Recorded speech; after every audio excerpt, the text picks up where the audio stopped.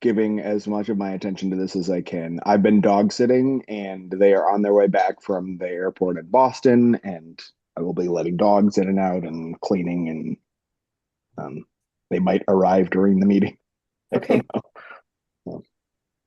So, don't worry if my camera goes off. I just need to get a dog or something. Okay. No problem.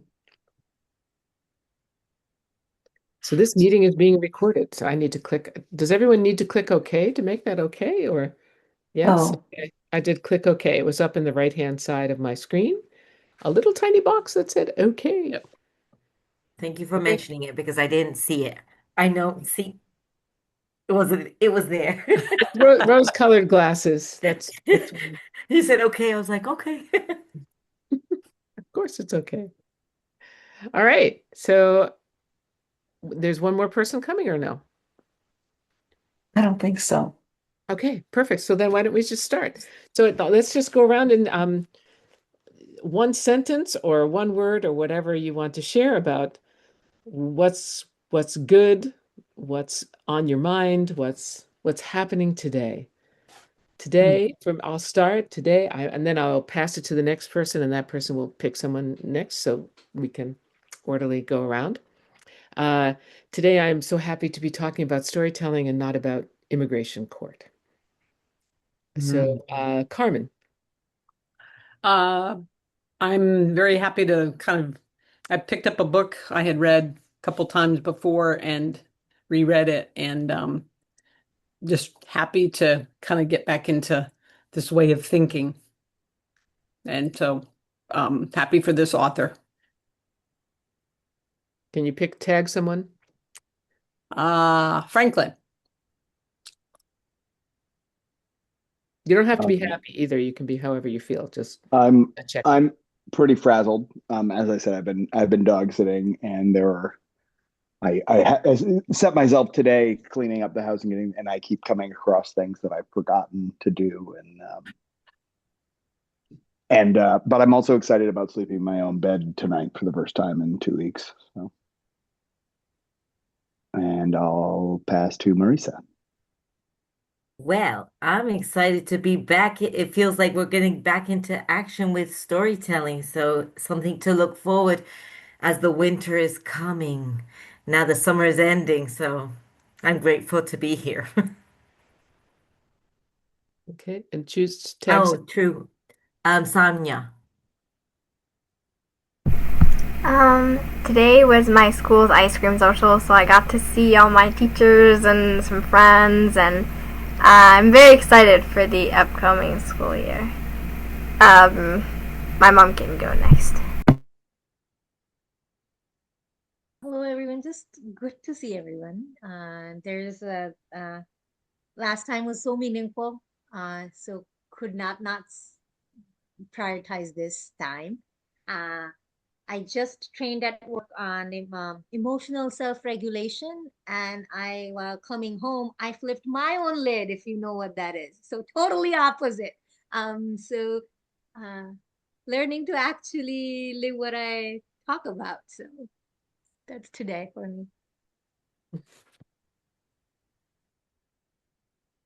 Okay, I think Paula is the last. I'm last. So I am very glad to have attended a family wedding. I haven't been together, especially glad to see my two nephews that I haven't seen in many, many years. And I have a funny little thing that happened with my older nephew, and he is about 40.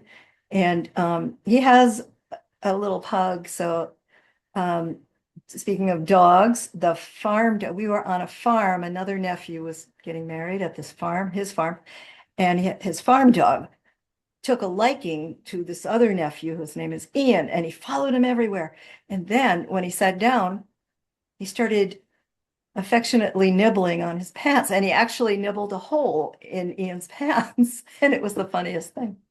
Anyway. Wow, that's great. Oh, the world is full of stories. You just need to be listening and looking, right? And that's great.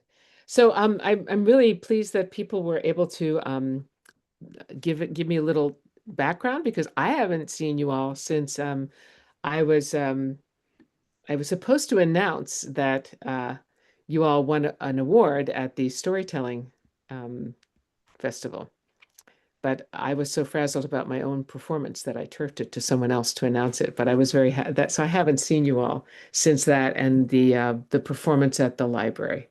So there's been a lot of performance and a lot of stories under the bridge, so to speak, since then. And so I was really happy to read your responses, and I would love to just start with sharing out loud the the different responses, the different categories, if we because I see all your responses, so that's kind of nice.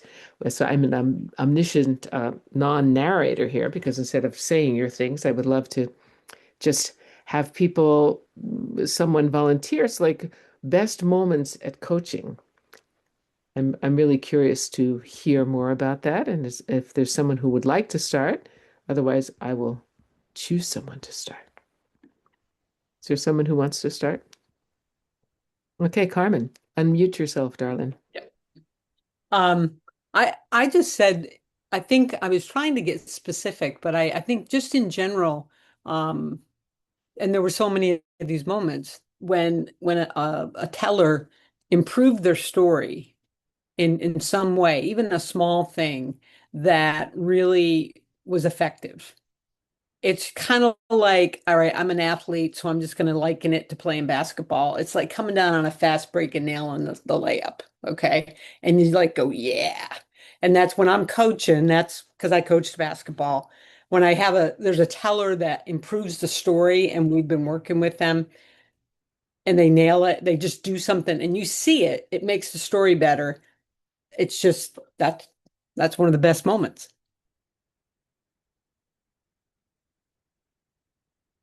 I lost you. I don't hear you. You're I muted. don't typically Yeah. mute myself, but I just Yeah. did. No. So I'm like, oh no, I want to hear it. yeah, my family would be great, love if I would mute myself. Um, so are there a layup is a kind of a particular skill, right? Yeah, And it's a thing that if you're going to play basketball, you kind of have to know how to do a layup, right? right. And can you think of a suggestion or a moment or a thing that would have a similar kind of I think it's expressiveness.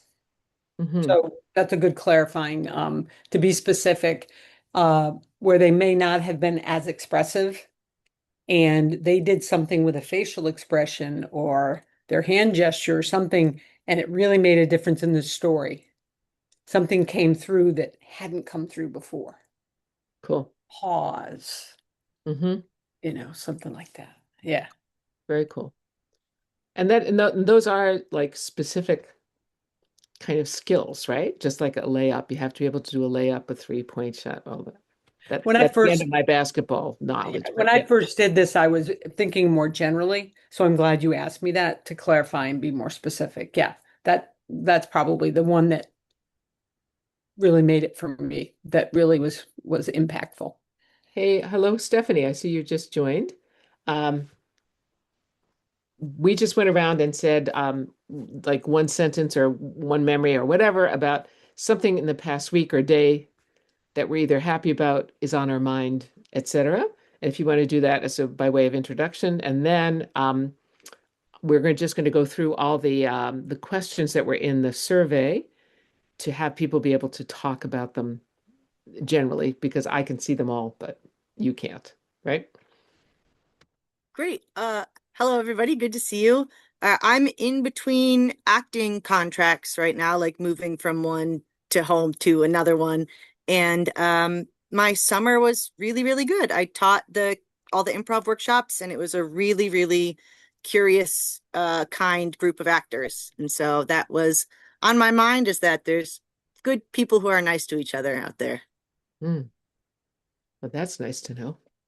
Great. So, Carmen, so you started by talking about, so we're talking about the question in the survey that we're just discussing is, what were some of your best moments by coaching about coaching? And she was talking about how when you saw something that you had coached occur in performance, like when someone does a layup shot that you've been teaching them and practicing, and they get it. So, Yeah. Carmen, do you want to choose someone to do the next, or is there someone, do people want to volunteer? People volunteering? I don't see anybody jumping in. Okay.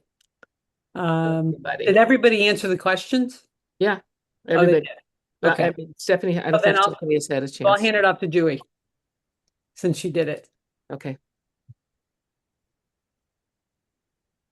That I was remembering when the teller themselves have picked to work on something and they make an effort. So that just feels very meaningful. They thought of something and they're working.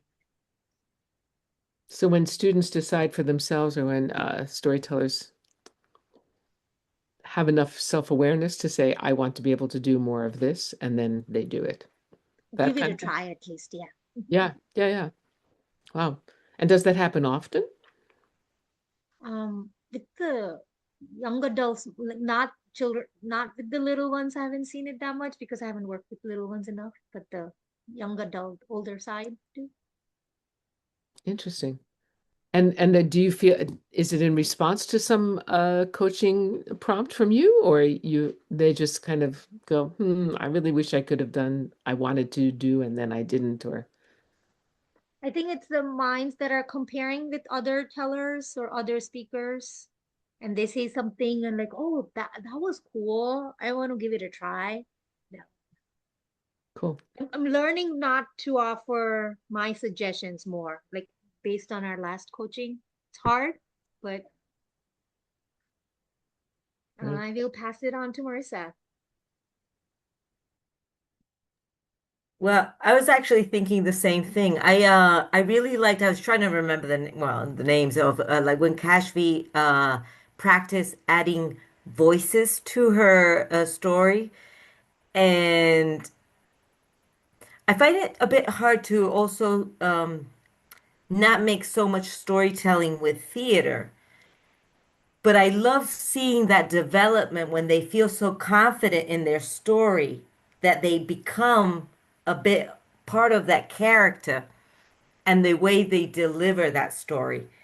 Because at the big, so it's really interesting to see the growth of how they have this story in mind. Even like, and I huff and I puff, and the three little pigs with the story, seeing how that develops afterwards and becoming part of your own story, kind of like, I don't know. So I would say that's the fun part, and I feel like they have so much fun too with it that they transmit that. Oh, we live with that sensation. That is truly the one of the most powerful things about storytelling, when you are actually embodying that experience that you are also narrating, Hmm. right? So Paula, your turn.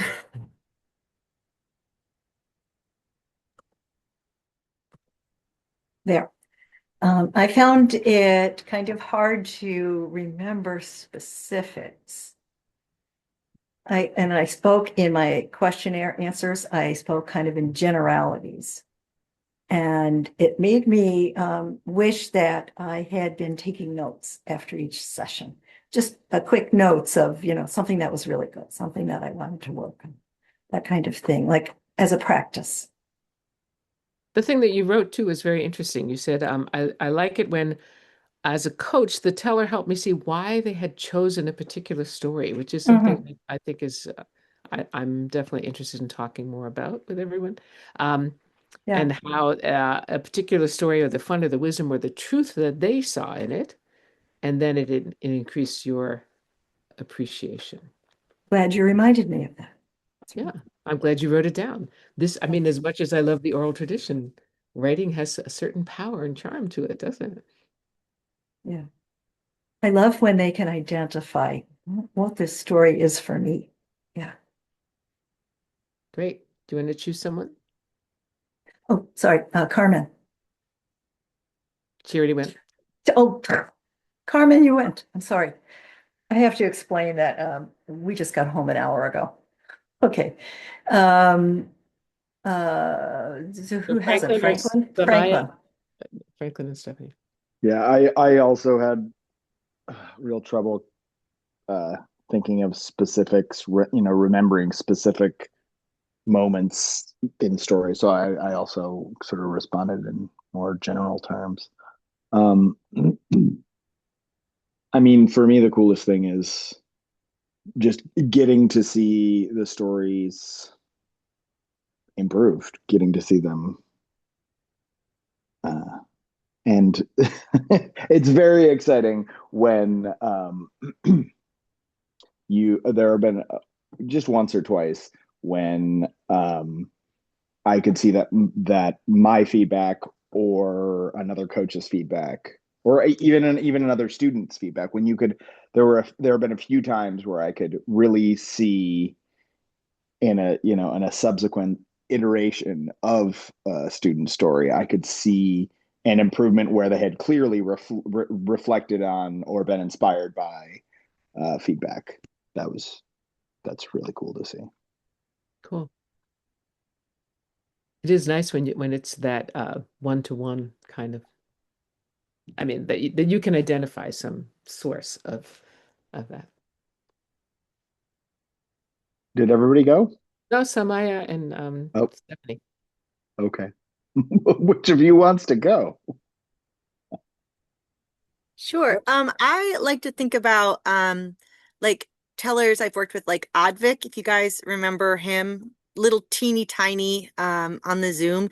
And just the way he would like light up when he got an appreciation was really uh significant to me. It's one of those moments where you can like see appreciations happening in real time. And then I also think about students like Amina and Zainab, who the first run through the program like almost could not get up and do their piece at the dress rehearsal because they were too nervous. And now they're like superstars. Like the confidence I've seen in them. I don't know if it's all from the program or what, but it is really cool to see just how they went from very, very quiet and like nervous to really taking their space and having important stuff to say. So that's been really cool too. Right. That's uh Paula and I know a person who I don't know if you've heard of Karen Chase, who just had a young woman who is a architect come back to thank her for her storytelling classes when she was in fourth and fifth grade. Because when she was asked how is it as an architect, she's so good at giving talks about her work, she said, "Well, I took this storytelling club thing when I was in upper elementary and middle school." So I think you can expect to see more of this kind of thing. And that leaves Samaya. So I've never story coached, but I think one of my favorite parts with like working with kids, working with people, is connecting with them. Like when you're playing a game or you're doing an activity and everyone's really engaged and having a good time. Like so many people can learn from each other. I think that's one of the best parts. I also really love. I helped direct my drama club, and so when you can, as a director, you could see like the potential in someone and you kind of help them see it too, and then they can like shine on stage and they genuinely enjoy their performance, like while being on stage, while doing their piece, while acting in a scene, they really had fun and they enjoyed being in their own body playing that role, and you can like see the smile on their face after. I think that's also a really good part. That is wonderful, and that is basically like I think you've expressed the reason why we're here is exactly that to recognize that. And I think that's the definition of the word education, is to draw out of people, right? You see something and you draw it out, you create that space. As a good director, you create that space as an effective coach for people to bring out of themselves what's actually there. And that's really very cool. So are there any other like moments that people want to talk about listening? There's a specific question about listening. Um, so that's just if, because I think people have already kind of covered a lot, but if there's some specific listening moment that someone would like to uh, bring up and share. Evidently, Well, the Lena's event was very, was mentioned several times. I really want to learn more how to listen and not impose my thoughts. I think it was a great learning experience to see when those moments of silence, when you feel like the kid, especially at the beginning, I think I did grasp it at the end, but when they kind of like take their time to warm up, I'm so used to always uh giving you that safety boat. No, like, or I know how to finish. I know how to help you with the end of the story, or and throwing in that I don't know, the flotador, the safety thing to help you. And it's like, no, they can't. They came up with their own solution, and it was excellent. It was even better than what I was gonna propose. So that is a very good learning lesson for me, and I would like to be able to practice that more and also practice more how showing them and showing myself, actually learning myself how to enjoy more, how to use more the spaces between communication, the pauses, to see the audience if they're actually listening, like, because I realize that it's storytelling, and we'll probably go into it when we talk about the video, but when we're storytelling, if the nerves take over, we go into blah, blah, blah, like I go into verbal diarrhea.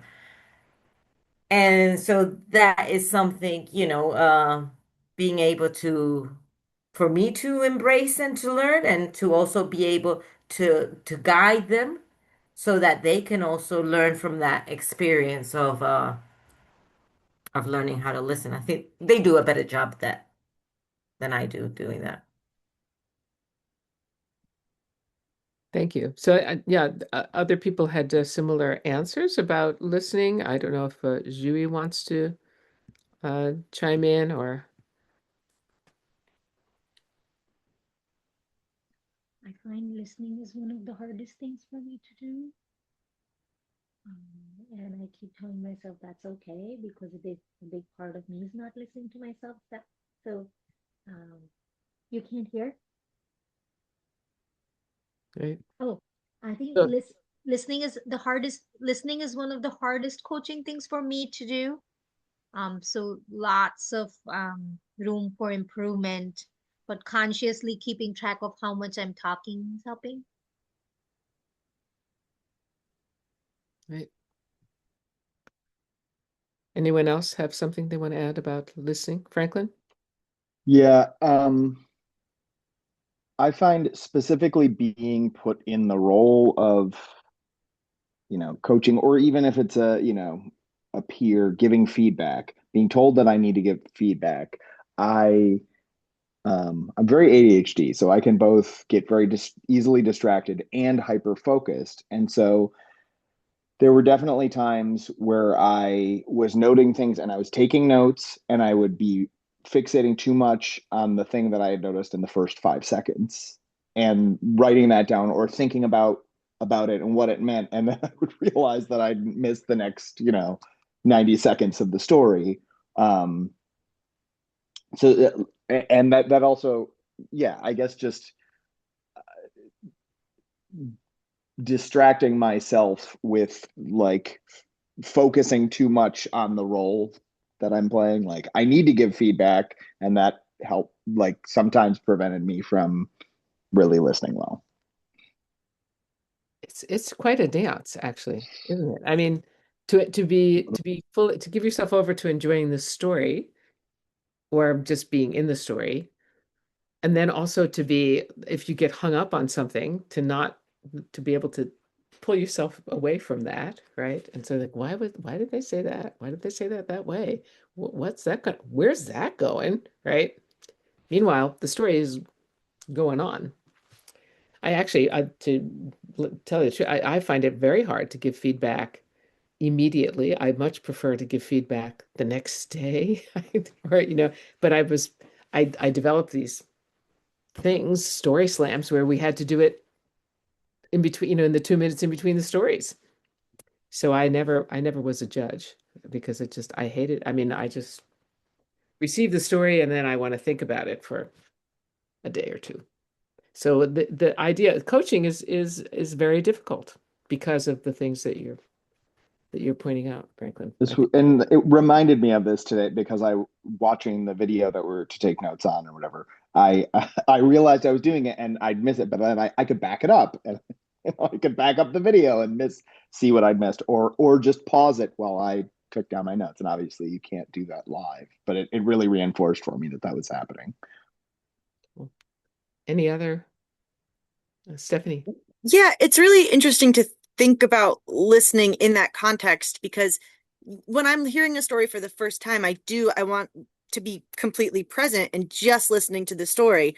But then we'll get to the end and like we always tell the kids, like, don't just say it was good. But sometimes I get to the end of the story and I was like, I was just listening to the story to listen to the story and not listening for, like Franklin said, to give feedback. And now I like so it's an interesting dichotomy of trying to balance like being present and responding and reacting as a like just a consumer and listener, and also then the different skill set of listening as a coach, because I think they're really just different experiences. Except as coaches, we do want to be like part of that. So it's Yeah. Yeah. both and, I think, right? But they are very different. And yet I think we are called to be both Mm-hmm. at the same I, time. I was going to follow up on what Stephanie said. Listening, if I'm smiling or I laugh or an emotion is stirred, that's like my barometer. And that's the only, like, if you're trying to be in that moment, I'll just kind of make mental note of what emotion it was, or like if I laughed. So I know that if I'm an audience member, then somebody else probably laughed or had an emotion stirred. So I try to make note of that. And then I think, oh, how did they do that? How did they stir that? How did they make me smile or stir that emotion? Um, then I have something to give feedback on. I don't know if that makes sense. Does that make sense? No, it's a good tip, actually, I think, right? Because Right, then because you're I'm not trying to taking, be, not necessarily taking notes, you yeah, are noting your own reaction and it's a way that yeah, because is I'm the easier to audience repeat. in that situation. I'm the audience. Yeah. So and then when you become the teller and you're thinking, okay, how do I do that with my audience? It's that kind of same barometer. So, Right. Anyone else? Some thoughts?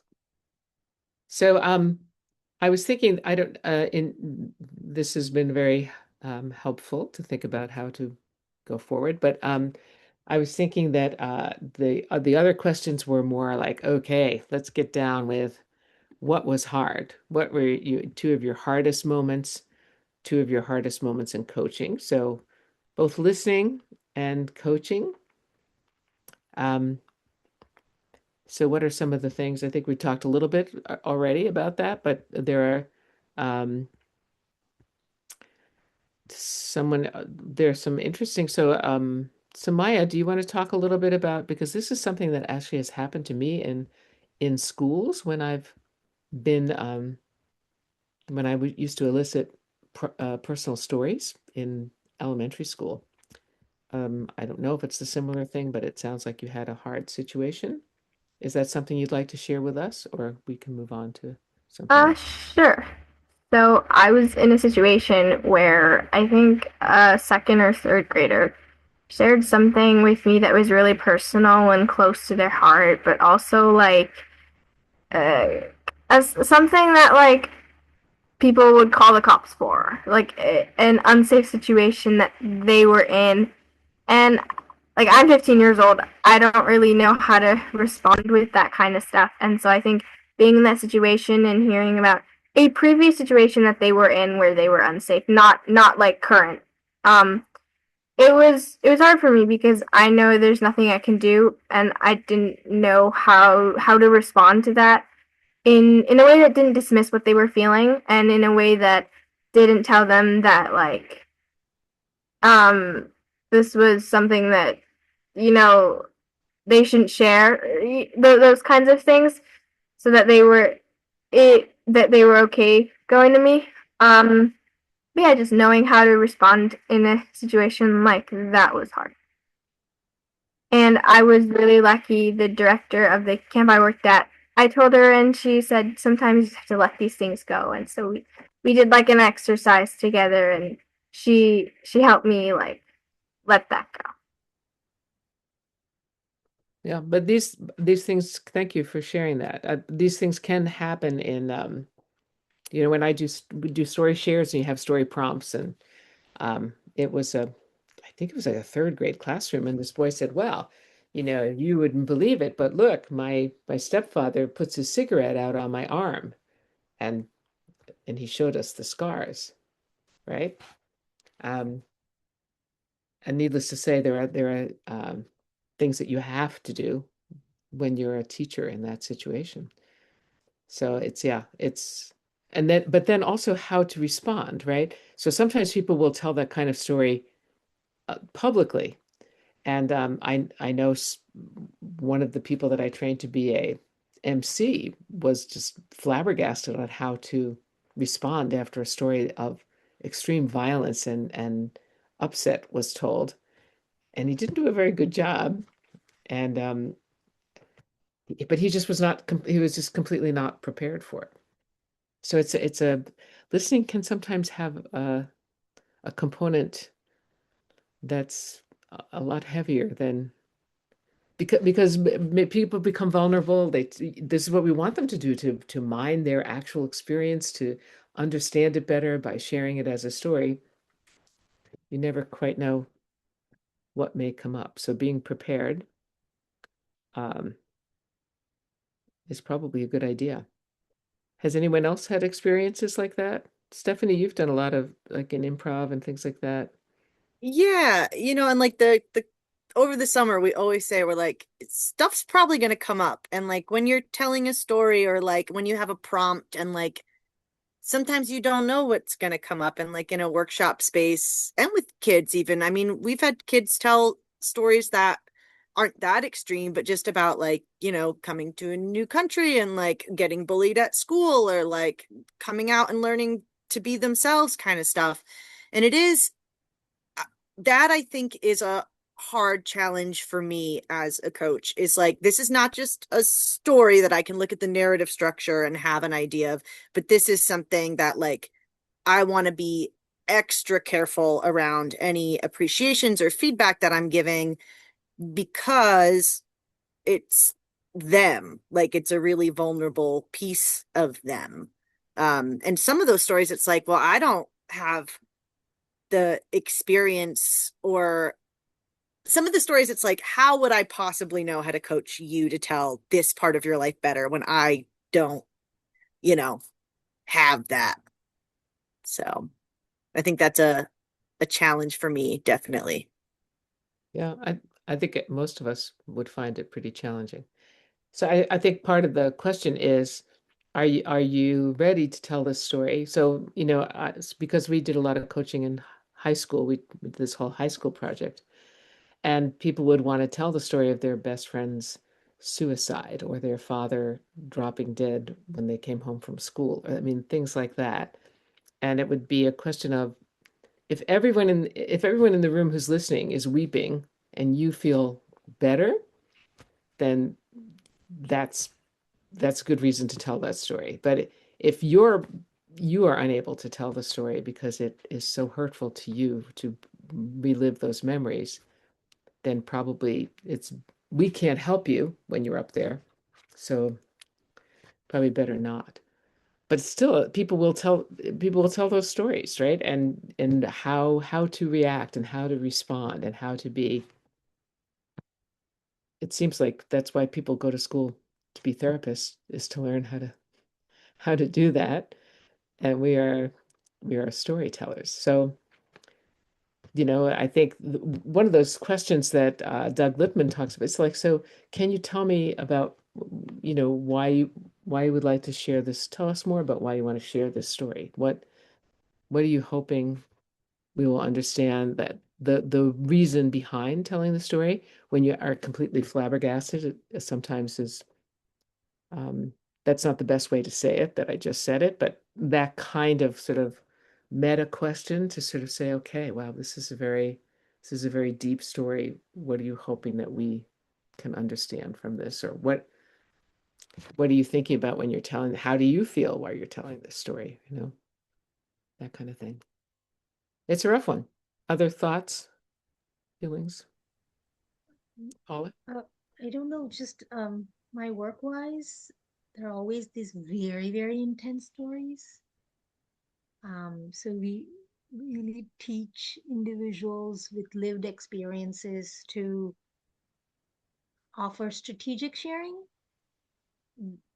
And they're indirectly telling stories in different parts of the systems they're not standing on a stage in storytelling, uh, and helping them learn that, as well as most importantly, a coolest thing that I've learned and trying to implement is like just validating the feelings. The actual happening of the situation may be true, may not be true. That is not our role. Just validating the individual's feelings at that coaching or talking moment. Um, so that has been helpful because their feelings are always true because that's what they're feeling. Right, There's no black and white in them. Yeah. right. So validation of and an expression of that is a very seems like a very clear go-to response. Paula, were you going to say something? Yeah, I was going to say something else, but when Julie mentioned that, um, I was thinking of validation, just the simple act of being listened to could be healing, right? That you're just affirming that you're listening and you heard that story.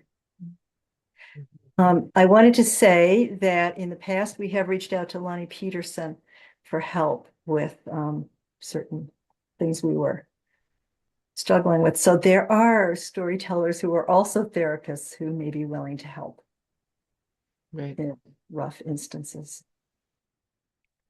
But then also, someone wrote that listening to a story where the teller was struggling to recall or was really nervous and just really having a hard time was described as a time when it's really hard to listen just to listen, right? Um, and being unable to move off your own. I think that was, oh, that's who, Paula, to be able to unable to move off your own judgment of something as it's happening, right? Is that something that resonates with people? That the two different things there when it's hard to listen when people are clearly struggling and you want to, I think Marisa was talking about throwing them a lifeline. I'll help you with this. Let me help you with this thing. You're Yeah, obviously thinking, I'm going to help you. I guess this relates to my earlier comment on, perseverating on my need to come up with something to say is that uh, I find it really the um only positive feedback is, I mean, I think difficult for anybody that is lives, let it alone was raised in this culture, not avoiding any kind of criticism. Um, and so there were definitely times when I felt like there was something that was like an easy fix for a story, and then I spent so much time focusing on like, well, how can I phrase this, or how can I make this like a positive, um and and again, then I would miss so much that useful feedback that I could have given. Um, It's a I tough also, one. on the other side of that, I struggle when you have a teller who's like, I know it was bad. Tell me what was wrong. Tell me what to fix. Like, I don't want to hear the good things. I know I didn't do this good. Tell me how to make it better. And that is always like, I feel sad when that happens, but What do you usually do when that happens? well, I try to have a conversation with them and I ask them like, reaffirm one that it's not my story, it's their story, and what's important is that they feel good about it. It doesn't matter if I feel good about it or not. I'm there to make sure they are happy with it. I don't matter. My opinion really doesn't matter as long as at the end of the day they are feel like they authentically got to tell their story. Um, but So if you were to ask them, well, what did you feel was bad about why do you feel this way? Or what was it that you noticed? Was it the audience reaction? Was the well, and it is, I think it's extra tough, like Franklin said, if sometimes there is an answer of like what the student could do better that's like very clear. on the Like tip for of me, it's your always tongue, stand right? still. I want to tell kids to stand still so often. Um, but you can't just do that or it defeats the purpose. So it's like finding if something doesn't feel right to the teller, sometimes finding it takes a while, but that's as important, I guess, journey to go on with them and figure it out. Like what is being good, to them, like you said. Right. But yeah, it is hard when someone says, just tell me. Like, ooh, whoa. I bet I could. Marisa? Actually, I'll share a short experience that I had in the festival, the storytelling festival, because I was offered the opportunity by Antonio Rocha to go up and share a story, and I didn't really have a story really 100% prepared, and it was an emotional story, and it caught me off guard, and I knew it was gonna caught me on guard, and I wanted it kind of like ties in with everything we're talking about. I wanted his sincere opinion about how to make this story better because we already know all the, yeah, I don't want appreciation. I want to, so I really like that he gave me the insight of saying, well, you have to feel first comfortable with your story and be able to detach, kind of like a character. You're telling the story, but you're telling the story not being, you're being present but you're being able to tell the story. I don't know. I kind of like visualized it being out of the story itself. And he said, practice with your family members and all and everybody you know, so that you can feel comfortable with it. And while we're talking, I'm analyzing. I'm thinking, I feel like a snail. I went back into my shell because I'm not 100% prepared. It's easier to share with strangers than with family because they know the story too. And I feel I know I'm going to be feeling judged and all these emotions. So I think a good, like what I liked about receiving and living this experience so that I can also coach is having those small tools, accuse or and the reality of being honest that they're I have an issue, I have a healing process to go in, and when your time comes, it will go. So just the small things that he said as a coach was very helpful. The only part of the sharing with the family, I don't know if you put me on, I don't know. I kind of feel like I don't know if I would work on that because I feel like when he said like, well, if you want to share it with the world, first share it with your family, and it was like, okay, Well, I mean, but that may have been a more generic suggestion than not, right? And also Doug Lipman also talks about suggestions are yes, what does he say? Oh, you're like a queen and your subjects bring you all kinds of things. And so someone might bring you a beautiful golden goblet encrusted with jewels, but somebody also might give you a plastic cup. And you're like, yeah, this is cool, but I don't really need plastic cups, and that's fine. You yeah, obviously don't know me, but thank you for your suggestion. But yeah. Oh, right. of course, and as a learning experience, like I think if depending on the story and where it's coming from, maybe I would suggest as a coach now, depending on the story, tell it to your best friend. Or tell it, do you want to share that with your teacher? Maybe if it's such an intimate story, I learned that I would not maybe suggest, depending on the story. No, say go and tell your parents or your cousins. I would probably say, hey, depending on the story, maybe you would like to share it with your best friend and see. Right. So as a learning experience. Right. Well, it sounds like you learned from his. Oh yeah, He gave you a generic suggestion. example. Really Yeah, was not a good suggestion in every case. It yeah, was way too generic. That yeah. there, and I mean, I was once performing at Club Passion, and my sister came and sat in the front row, and she always goes, "That's not how it happened." Like, you know, no, thank you. You just have Exactly. to. No, I'm talking over here. Anyway, so any other, difficulties, things that people want to just talk about before I would really like to go into the, well, one thing we will do, we'll take a stretch every hour because I think it's really important to do that, and people should go get something to drink and come back, just a 5-minute stretch. Um, but are there any other things like I noticed like when a parent criticizes their child's storytelling, that was Jui, right?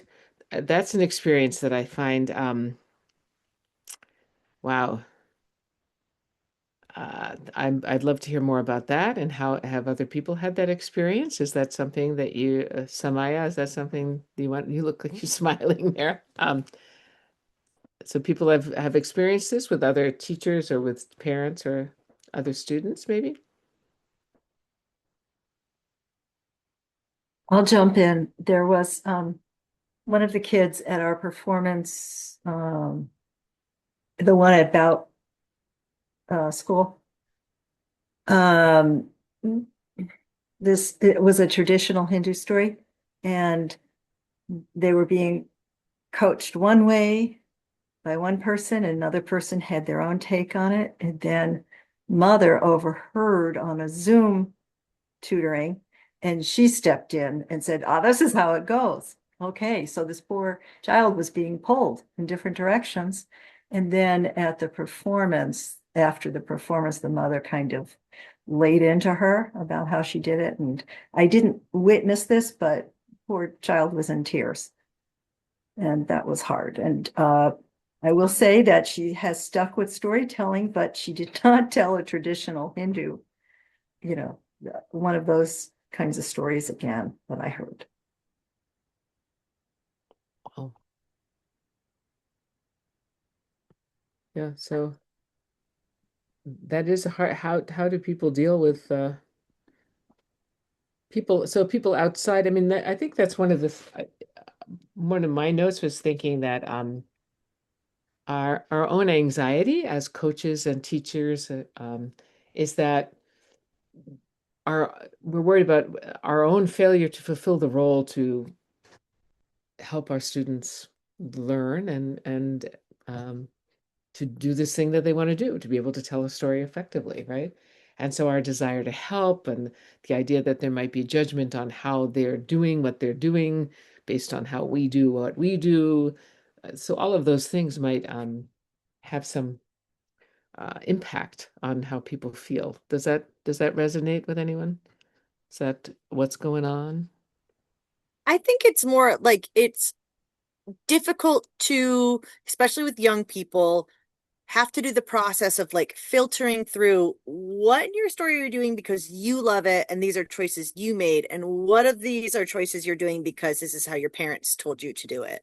Or like, we did it in class and then you went home and your mom was like, no, no, no, do this better, do this different. And then we come back and they had this like memorized thing, and trying to get them away from like this memorized thing and be like, no, you know, get weird with it, tell it from your heart. And but they're like, so it's hard to filter through that sometimes, I think, to find what are the teller's ideas and what are the parents' ideas.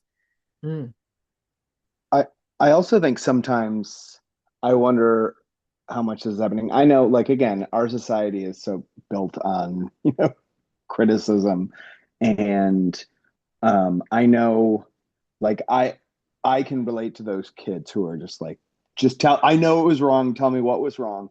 And so I do wonder sometimes if there might even be an example of these kids are looking for that and not getting it from us as coaches. We're giving all the positive. So how many of our kids are going to perform for their parents and specifically saying, so tell me what I did wrong?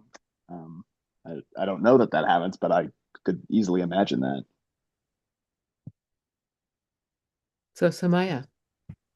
My name is actually Samia, just to Oh, clarify. Samia. Okay, thank you. Um, Also, I think a lot of times I know that the kids in our drama club sometimes they like it's not only parental pressure but also self pressure that comes with it. I think the concept of like loving yourself and caring about yourself and all of those kinds of things sometimes go away because of, let's say, a specific result that someone wants, or like success, for example.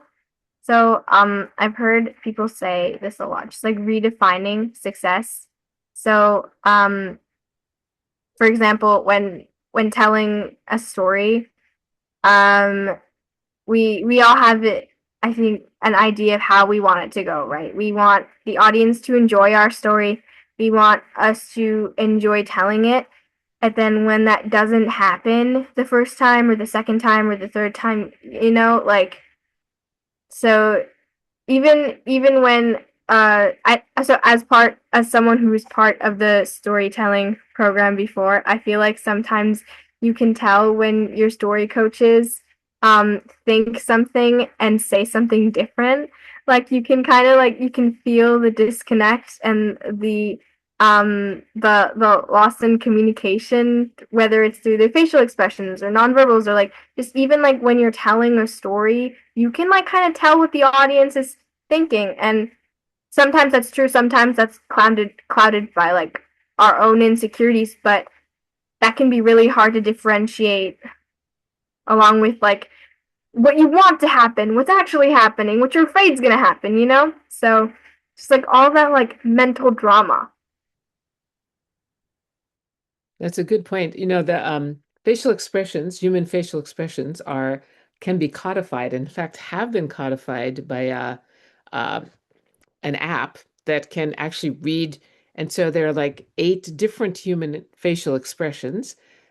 And so you can know how someone is feeling. What you can't know is why they're feeling that way. So if you're looking at someone and I just remembered, oh my God, I think I left my car running in the parking lot, right? And you're telling a story and I just remember that, you would be exactly right. I am not with you, and I am feeling something very different from what I'm then going to give you some appreciation about, right?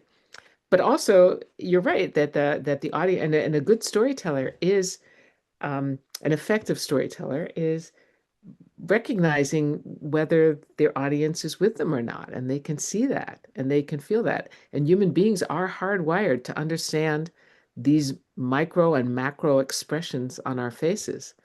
So I think that's a really helpful,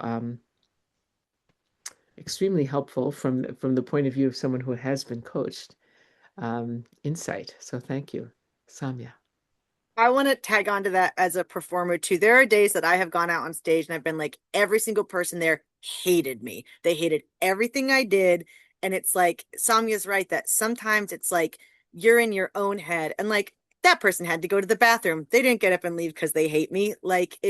So it is interesting that like the mental drama, yeah, of like what our self perceptions can do to our performance. And then I think storytelling is one of those things that's process oriented, not results oriented, and that can make it very challenging. It's like, I promise I'm making you do all these weird exercises for a reason, but you maybe can't see it until you get to that point. And I think that can be, it's hard not to be good at something when you start it. It's hard to do it. And you're like, I have to do this same story for 6 weeks and like, keep working on it and it's not just good already, I think can be a challenge also. Right. Would you say it's distinctly different? I mean, I would think that theater is pretty process oriented as well. I mean, Yes. right? Yeah, that's like pedagogy wise, I have noticed over the last couple years that young college age actors are becoming more open to like not just a rubric when like they're more trusting of like, hey, I promise like we're doing stream of consciousness because it's going to get your spontaneity, which is going to help you in your improv and like more trusting of that and curious about the process rather than the like, tell me what I need to do this right. Right. Which is nice to see. But I think it's very similar. Cool. Anyone else? I wanted to go back to the parents' comment Mm-hmm. that so sort of a trend that I thought later with the example that Paula mentioned too. Um, if the teller is too attached to the story or very little attached to the story, that's tends to be the toughest spot because I guess the parent was very, very attached to their religious ideology of the accuracy of the story. Child didn't have that much attachment. So whether it could be a story like the way Marissa is describing, very personal, deep, vulnerable sharing, the teller is very attached. Compared to this sort of religious story, there's somebody else is attached and the teller wasn't attached at all. So it was just how to help find a story where they're Right. able to separate themselves from it, not too much, but not too little. Yeah, yeah. Yeah. That's interesting. So one of my notes for something to raise as a topic was story choices, right? So my first storytelling teacher, who was this fabulous storytelling teacher, said, always tell a story you love.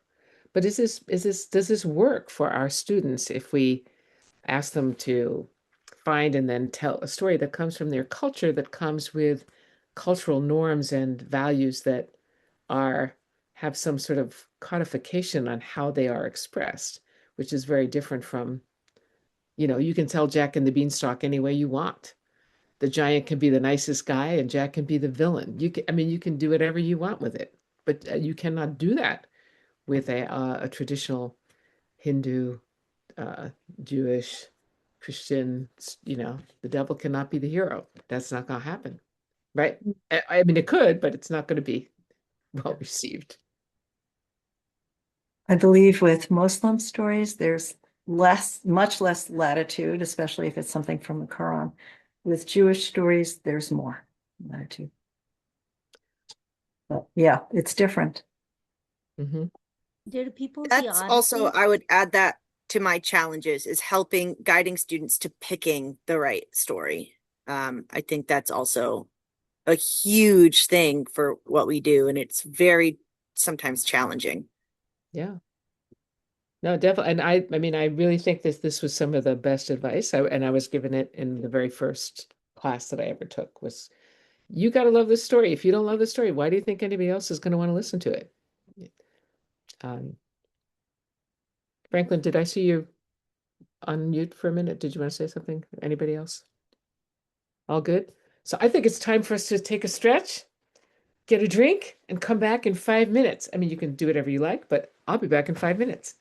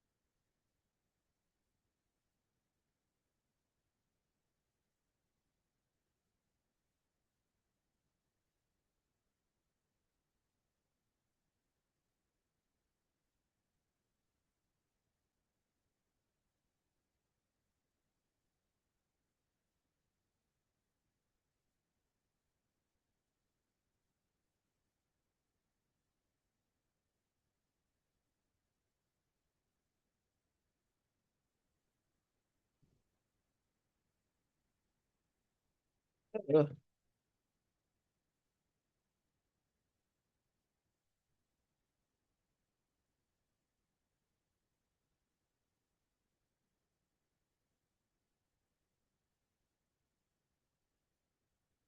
I'm eating.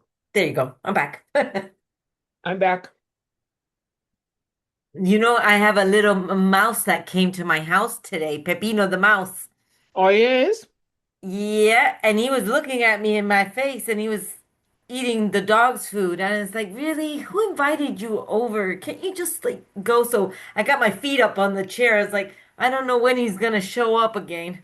Okay, so if you jump up and scream, we know It's that Pepino has come to the Pepino has house. come back to say, "Hey, what's Exactly. good? That dog food is pretty nice. Got I anything else?" I have to get a cat or something or put mouse traps, but You know, we have a house where it's on ground level. It's sort of it's built into a hill so that it can be solar heated. Anyway, yeah. snakes come into our house. Snake. Ooh, because I it's don't do cool. snakes. I don't do Oh wow. snakes. Not. I didn't think there would be snakes up in Massachusetts. You're still in Massachusetts. Oh Of course, yeah, yeah. there's snakes in Massachusetts. So my husband's aunt says Not if a snake, poisonous snakes. They are only Yeah, there's um still snakes though.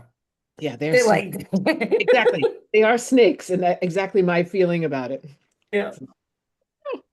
Joe's Depending on aunt the says if a snake comes into your house, you have to move. Who says I that? don't. Joe's aunt. Really? I don't believe that.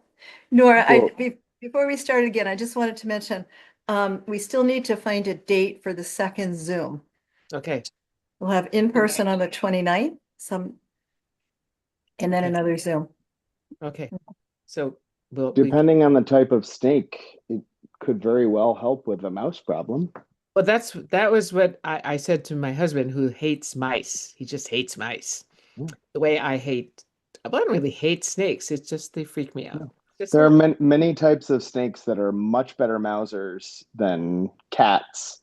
And of course, they're don't they're, nothing compared to the environmental degradation of an outdoor cat. So Just saying. just saying. Well, I am used to lizards. I guess if I think lizard as a snake. You know what, Marisa, if you need a snake, I will catch one for you. Okay, I'll okay. bring it when I come on Saturday. Perfect. I can hook If you it's up with meant a to snake. be, we'll see it on Saturday. All right. Um, all right. So I just want to say if there's anything people want to that didn't get a chance to say about their moments coaching, something that they would like to add. Um, I think we kind of covered a lot. We didn't talk about dreams, but I thought we could do that at the end of this session. Marisa? Sorry. A quick ask question going back with parents to get your idea, feedback with it. Because I probably have learned through the coaching how to not really impose my ideas on my daughter, practicing on her correction now that she likes doing her stories, her reels. And at the beginning, I was number one, always saying, watch out what you're posting. Think about this, think about that, your political idea, your image, blah, blah. So I was always really cutting her. Like I was trying to be the filter. And I really have stopped doing that. Now it's like, and I realize that the energy that she puts in, plus it's her voice, she puts her foot in it. You own it. I already did my parts. But I, as a parent, probably would have liked had I put my daughter in storytelling classes, some advice at the beginning to be aware because it's also a learning experience. They come home super excited, they tell you the story, and had I probably had some type of guidance, like to say, how can I, as a parent, participate with their story without like maybe even a simple letter or I don't know, a meeting would be great, but what are your thoughts with that kind of like guidance? Well, I'm curious to know, Paula, what you do. What do you do? So we have a parent, we have a child who have both been in the program, Yeah. and Paula, yeah. I guess it depends on the year. We used to strictly have meetings and require parents to be there. And we talk about all this. The first time the kids are meeting with the coaches, and then the parents are meeting with me or my co-leader in the past. And then parents weren't able to come, and so we started just doing an email or an information sheet about how to listen appreciatively, respond only with things that were positive, that kind of thing. And that's some brief information about that.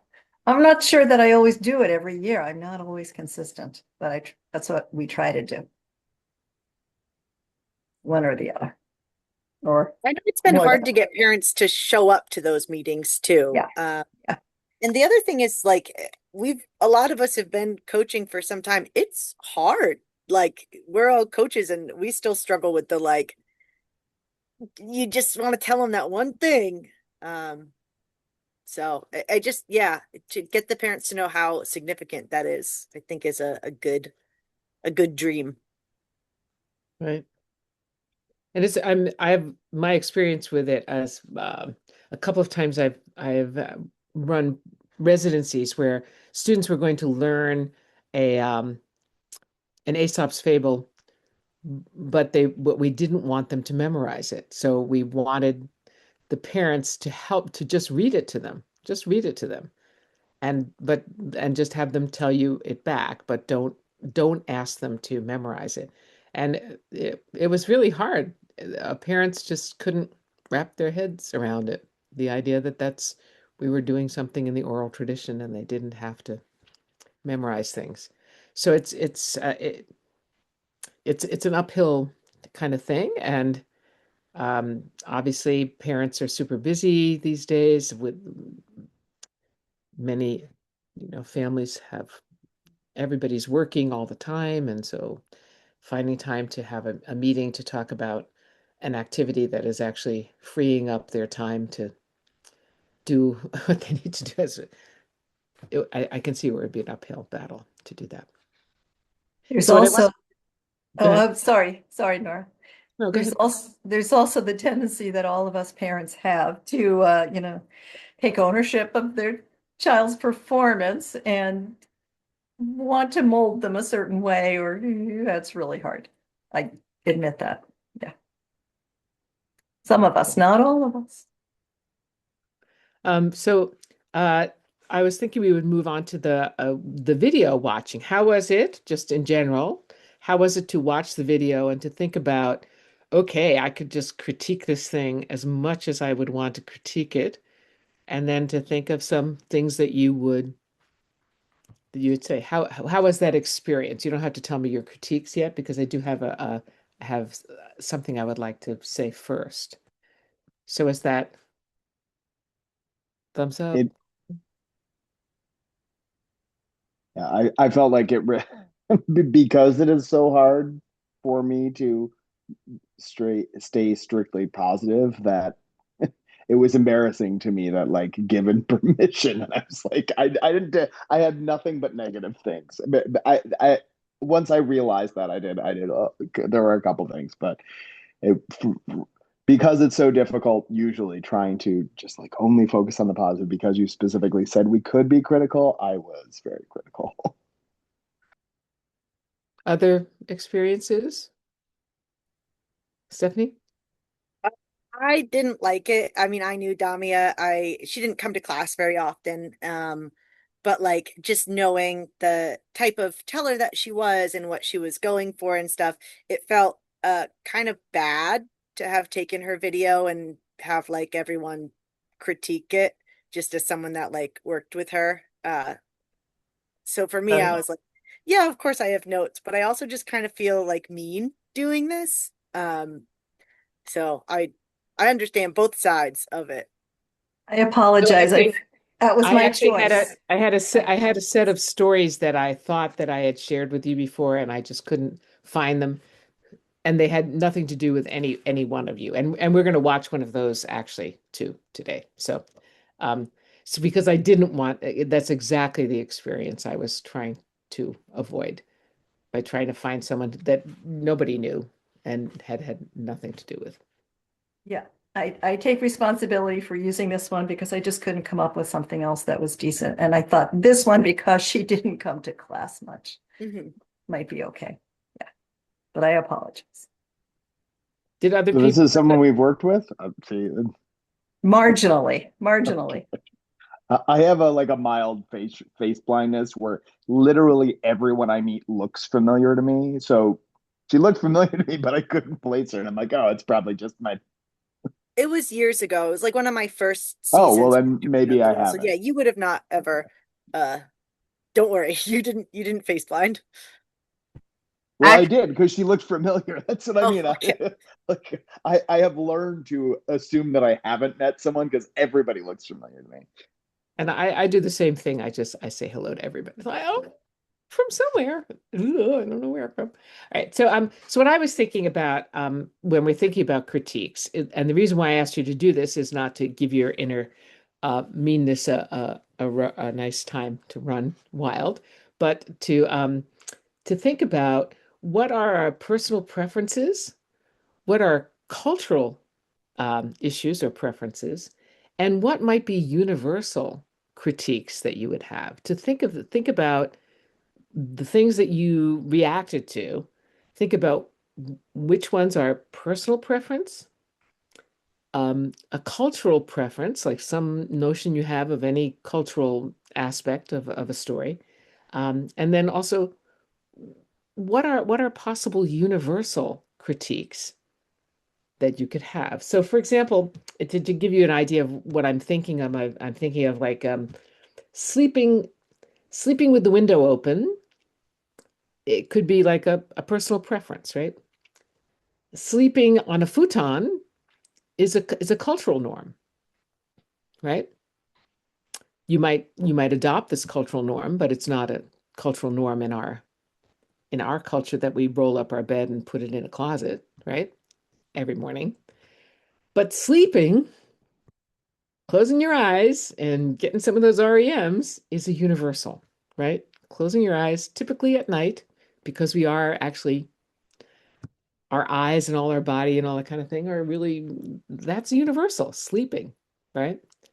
So so when we talk about our critique of this story, and I won't spend as much time on it, but I'll go into the second story, the one that I found from the Beauty and the Beast storytellers. Children Tell Stories. I think I shared that book with you when we did our workshop way back. And there's a young, she's 10 years old, I think, because she's in fifth grade.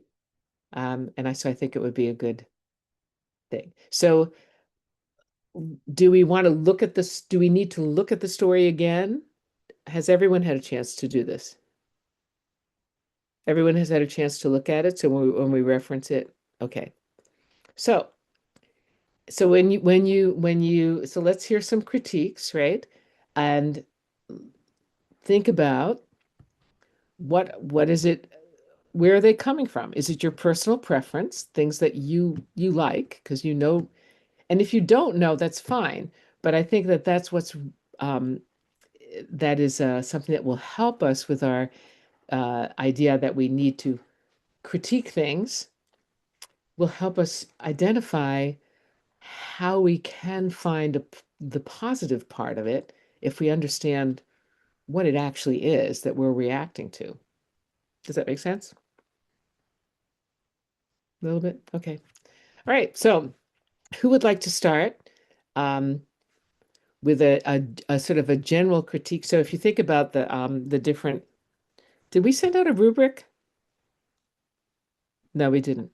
No, Okay. I don't. Did you send me any? I didn't I see think I them did, coming. but that's right. I mean, so some of the things to think about: characters, um, the overall story, um, characters, voices, physicality. What are other things that you think about when you try to when you coach a story, when you look at a story, right?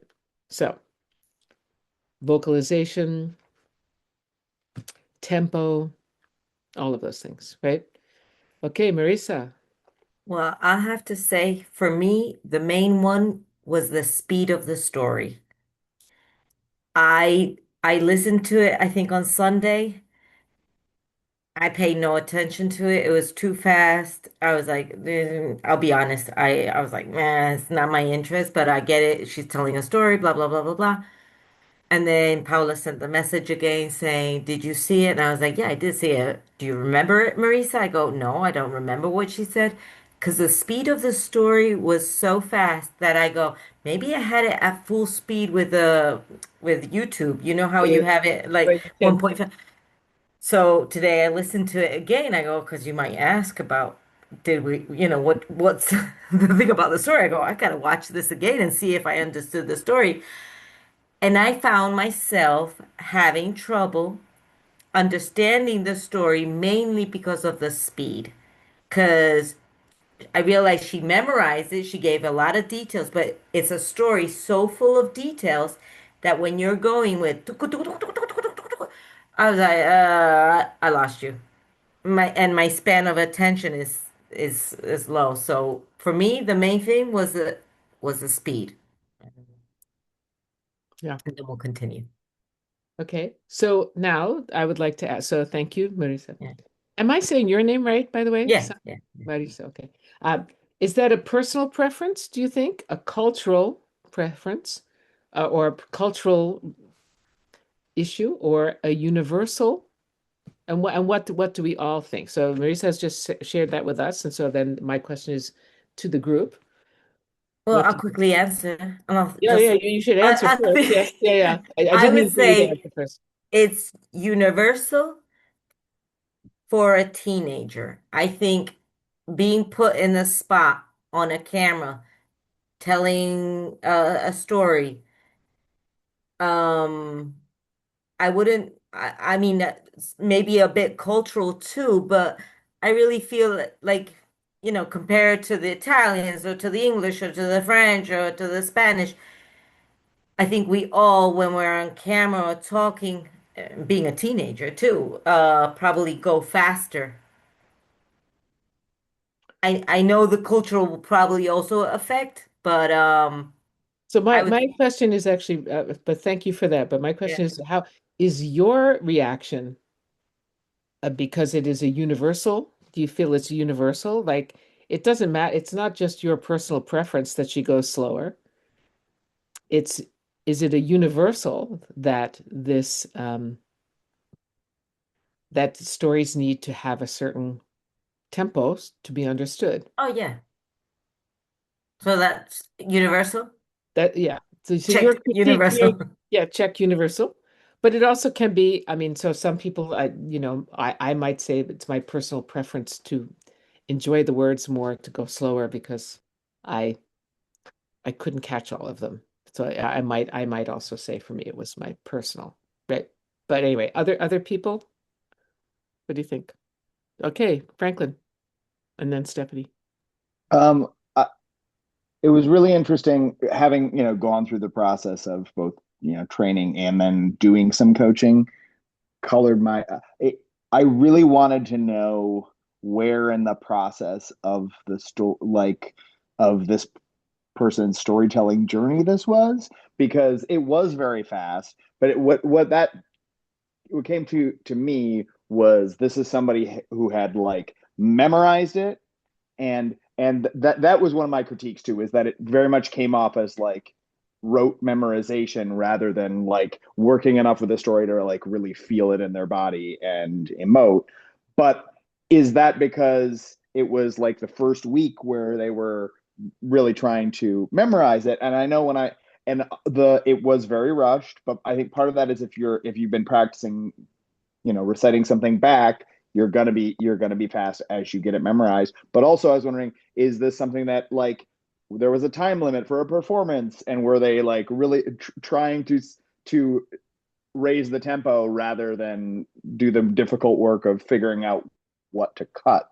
um so it was interesting noticing that I had like I'm like it was really frustrating that I having this out of context. So um, yeah, I think my critique would have been different if somebody told me this is, after working on it for a month, or if this was the first week or whatever.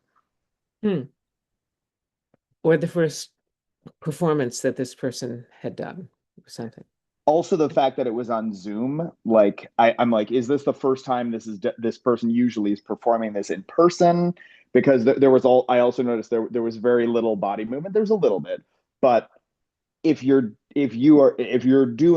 only working on Zoom, or especially if you're going to be doing a Zoom performance, then you don't want to be getting up and I mean, I sometimes I'm forgetting to turn off my camera, and I'm just imagining how distracting it must be for you all as I'm going to let a dog in or out, or um, so that context also I feel like was relevant. Right. And so would you say that that's more of a universal critique too, that you would be that would be something that would not be just your personal. Well, I guess I feel like it was personal in that like my critiques, thinking about the qualifying my critiques as I was paying attention, was very specific to like having gotten to know this process of working on stories over several times. If I had never done this process before, I probably would have said, "Oh, that person went really fast," and maybe I was a theater kid, so maybe I would have commented on it being sort of a wooden delivery or whatever. But I it was very specific to my experience of having been through this process with you all, um, that it made me, think about what maybe why some of those things were presenting as the way they were. Right. So you had a filter that allowed you to Yeah, it made me very make. aware of that filter. Okay. So Stephanie, do you have so you actually know this teller, so you can actually fill in Franklin, right? Yeah, I mean, again, she did not come to very many classes, so it was like we barely saw her. She was one of those that was very, again, interested in results. Um, but just like objectively, I feel like speed and pacing is a cultural preference. I do the same show in Oklahoma that I do in Boston, half speed in Oklahoma, three times as fast in Boston. Like there are just certain, like again, not that I necessarily agree with the way it was performed. However, I do feel like pace does need to be adjusted based on, you know, I'm a fast talker and I know young people often talk quite fast too. So I do think that it is a uh worth looking at, that maybe it is a cultural thing. I know I need to work on being slower all the time, like and thinking about it. And that things don't land in Oklahoma the way they do in Boston just because of the pace at which you have to deliver things. So That's very interesting. Other people have a note on this? So yeah, I mean, I think I was leaning more towards it being a universal thing that a pace that was so even didn't have enough for me uh, variation, and that variation is one of the things. So I just did a performance on the Boston Common where they gave me the crappiest microphone, and you can't modulate what draws, and it was 3-year-olds and younger. So you can't really draw people in with the modulation of your voice, which we are also it's a neurological thing that when there is a variation, you can get softer and it draws people in, and then you can get and all those things that you do just naturally. I yeah, couldn't, I I think couldn't do. So variation in tone, I would argue, is more universal than just speed of delivery. But yeah, like not being mono, like flat, but just in general, if it's slow or fast. And again, that's just objective and is really neither here nor there, but but just no, was a slow. I mean, we can say slow or fast. I mean, that's something that we can actually see, right? We can. That was fast. It was definitely not slow, right? Other. Comments, thoughts, Samya? I I got used to her. Sorry, Oh, what time sorry. is going? Yeah. I got used to her speed later on, so it was less bothersome, as if like my mind got used to it.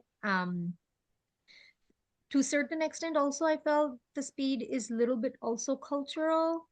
But maybe this like a first generation immigrant experiences. When I speak slow, I'm looked at as if a dumb person. Oh, I'm competent, I can speak in English, and there's this sense of things we have to portray eventually, and then it becomes part of you, as if in a weird way. um, Mm. so Mm. that's a very interesting microaggressive part of us, that people change these patterns of accents and speeds. So to me it felt a little bit cultural also, in that way. The one very, very personal preference that I struggled with, when there are like weird stereotypes are being propagated in a story, I struggle. Fair lady. These ideas about, oh, this is beautiful and that is not beautiful. Uh, Yeah. I clench my hands and I just stop. But so that was my personal preference, but that became about the story content. The content itself, the sort of neo-colonial, the barbarism of this and all, yeah, the wild passion yeah, it had a lot of that, didn't it? So Samya, what's Um, next? I, It was only semi-barbarism. I just Oh, so yes, that's right. Go ahead. um, I agreed with everything that Stephanie and Franklin and my mom shared. I think like also like the speed depending on the audience. So I know when I talk to my grandparents, especially if I talk in English, I have to speak slower because if I talk fast, they're not gonna understand me, right? So like language barriers, just like I feel like it in an audience, especially if there is a diverse group of people, I I like to keep that in mind. Also, Franklin mentioned that it seemed like, or someone mentioned that it seemed like memorized, and I agree with that. It like for me on the spot, I can't come up with like a really like the vocabulary that the teller was using, and I feel like in doing so, it didn't feel as real. You know, like you can say a lot of words and you can say multiple words, you could say multiple adjectives, but if there's no meaning in them, then they're kind of just like dry, if that makes sense. Yeah. So I would did. you say that's a personal preference or a Um, I think maybe a personal preference. I was reading something or watching something and it showed me a difference between like an American accent and an Australian accent. And this person was sharing that when either an actress and when they use an Australian accent, they don't use their face muscles as much. So it's a very cultural thing in Australia to not like just to speak in like maybe not speak in monotone, but just like speak in a certain way and facial expressions a certain way.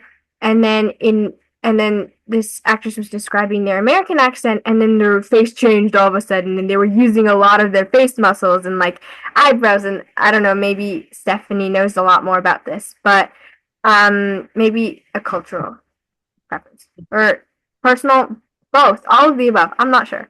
yeah, no, I all of the above is so I'm just so the reason why I keep asking these questions is to think about the like it's not a continuum. It's more like these are different aspects of human life, and where do these things that we're reacting to fit so that we can think about how we might make suggestions and how we might coach based on that kind of thing. So is that Paula's hand is up? Yeah, I think I put two hands up at first, two reactions. But anyway, um, I wanted to say beyond the speed for me, it was the sense that it was rote. It was just like using these phrases, florid, this, that, untrammeled. You just kind of like memorize, somebody else said vocabulary, memorize these things and just kind of spit them out. So I think that's universal. I think people want to hear to really be brought into the story I think it's universal. People want to feel that they're actually there. They're not just having the story spit at them. That's how I felt. I think Nonetheless, it's people universal. pay good money to listen to David Sedaris read his writing. So I mean, people do read their writing, but it's a, I would argue that on a universal level, that storytelling taps into a different kind of communication than something that has been memorized. And I would agree. Although I have personal storytellers who have told me, "Oh no, I write and and they tell it really beautifully, and you really wouldn't know, except every once in a while, some of these very professional and wonderful storytellers will do one of these, ah, don't know where I am. I don't know And where I that am in this happened in this story." story. And when that happens, everybody who's been on this amazing journey, just floating through experience with them on their words, falls and hits the ground. And which is why I say, don't do that. But anyway, yeah. Stephanie?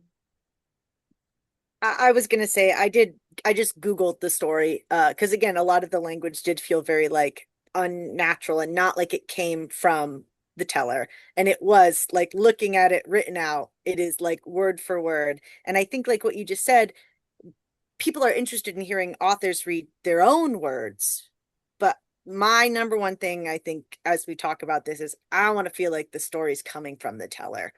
And as I just Googled it, seeing like, yeah, because what kid is going to use semi-barbaric, and like some of the word choices were The so. progressive, he was somewhat progressive, but not in every, it's like, no, Well, I did the it's same thing. I Googled the story and it was written in 1882. And you can Right. tell, yeah. Yeah. it's Right. that's interesting because I had been thinking I wrote big, florid, untrammeled, and I wrote thesaurus. I thought that it sounded to me like a kid who wanted to like use some large vocabulary, and I also thought semi-barbaric is the type of thing a kid would come up with, but I guess not. But Um, this story for me also falls into that. Like, I don't know that I would be like, yeah, that's a great story to tell, just because of like what the story is and like the context of it and what it supports. But like also, it's weirdly colonial and things like that. But how do I guide a teller away from, how do I try to, as a coach, be like, some of the values in this are maybe like, I'm not here to tell you that stuff. I'm here to help you tell a story, but that feels like a much bigger thing to try to, and I don't really have a right or a place to do that. So how do I help a student pick? Yeah, that's Well, I would throw that out there though, to say, do do we have not just not only have a right, but perhaps a responsibility to say, you do realize that so this is an interesting choice because this story is actually characterizing people who are, it's othering people in a very, I mean, people love this story and it's told and it's used in English classes everywhere and the lady or the tiger and blah, blah, blah. And most people just, most, white middle class people don't get the, at least of my age, because when I was in high school, people read this story, right? That's a long time ago. And yeah, I would argue that we have a certain responsibility to point out that this is, I'm feeling a little uncomfortable with the way people are othered in this story or something like that. Just to let you know that someone else, it's a cool story. It's sort of interesting. Like it's the idea of the story is to not give you an ending and to just leave you thinking about, well, what do you think would happen and how do we know and that kind of thing. What do other yeah, people think? that's tough because I'm like, I'm a white woman in my mid 30s. I don't feel like I get to tell a student what is or isn't like, you know, Well, I could good. say I feel uncomfortable. I could say that. Couldn't you say that? Like, this makes me feel a little weird, just to let you know. Yeah. There's certain things about this, and because it is such a it's a noetic story. It's an idea story. It's not much of a story. It's an idea. Like, what would happen if this situation happened, and how would it turn out? Who would, can you, and then he just leaves it for us to figure it out. So it's an idea story. So if you really got like, she just like was taken with this, like, this is going to make people not be able to sleep tonight. They're not going to be able to figure this out. And I want to tell this story. Cool. But I think it's important. I think it would be important to say, yeah, there's something about this story. You know? I know that I think probably some other folks who were there for this season where there was like a very complicated, very, very complicated like Hindu mythology story chosen. And it was like, I don't ever want to tell somebody not to tell a story from their culture, but also I don't have the skills to like I don't have the cultural context to try to be like, well, these details are important or these details aren't important, you know? So like that is where I think like I definitely fall short and never want to step on anything, but also, it's I was like, I'm kind of confused, but I have no idea the right way to give anything that would be helpful because I don't have the right info and even, cursory research and things like that. I still don't feel like I'm qualified to guide on those things. But that would be a story that was from a particular culture. And this is a story that is a literary story Mhm. from a culture that actually many of us are from, right? And it's I espousing ideas from our culture, which are not the best ones. Paula? The story makes me feel uncomfortable because of the way it's investigating the depths of a woman's jealousy and how vengeful could she be? It just makes me cringe because of that. And when I think about it, I didn't think about it at the time because it went by me so fast. I didn't really ever register the story, to tell you the truth, when she Mhm. told it. I was taking notes and like I mean I've heard this story before, but I was like, oh, the whole the women have no input in like whether they're going to be married or put off, um and I thought the whole fair or well just fair as a synonym for beauty being problematic. um but then I was taking all these notes, and then I was also thinking about like, but also there's also the idea of so many of our cultural story, like fairy tales that Disney movies are just down, like are just all sorts of misogyny or just really dysfunctional idea, like problematic ideas about love and all that. And so at a certain point there's like, oh well, like I can set aside my issues with some of those sometimes to enjoy a story. And so I then maybe halfway through I stopped taking those types of notes and tried to just uh, So, so Samia or Carmen or anybody, Julie, would like to make some other, how would you coach this person if this were not their performance, but uh a session? So that's right. What would be some of your, if you were critiquing them rather than coaching them because this was their dress rehearsal, for example? Well, I guess at that point you would know why they chose that story. And so I guess I would agree with points being made already of being honest about what made me feel uncomfortable, just so they have that information.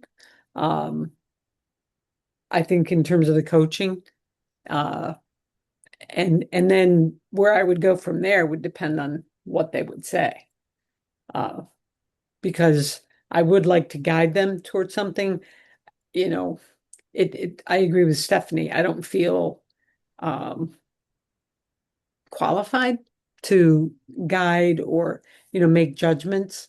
Um, but I would want to try to guide them in a way that would be I don't know. It's tough. It would depend on what they said about, when I say this would make me feel uncomfortable or whatever, where I would go. But that their response would guide my guidance, the direction I would try to take them. Because ultimately, I don't have to like what they choose. I just don't want to set them up for, um, I guess, a bad experience where the feedback they might get from an audience would be really difficult to hear. Mhm. Because you feel like if you had addressed some of the things that the audience might react to, they Right. would have a chance to know that might be a possibility, and Right. they could make their own decision based on that Right. information. So if I tell them what I think some of what they would encounter in that, and they still that feel very strongly for whatever those reasons are, then I would try to honor their choice and help them tell the story to the best of their ability. I noticed that she seemed nervous at first, and I hung in there because I thought she was going fast. And I thought that was some of the nerves that, so she wasn't that expressive at first. I noticed that she got more expressive, which drew me in. She was, using some hand gestures and so on, and that kind of pulled me in. Um, and her voice tone and so on. So there was some, on a continuum. I felt like she kind of drew me in a little bit more, even though the speed stayed the same, if that means anything. But um, so I was happy. Those would have been my like appreciations. I would have been trying to start with those. Also, I want to point out that I did read the entire story, so that I think some of my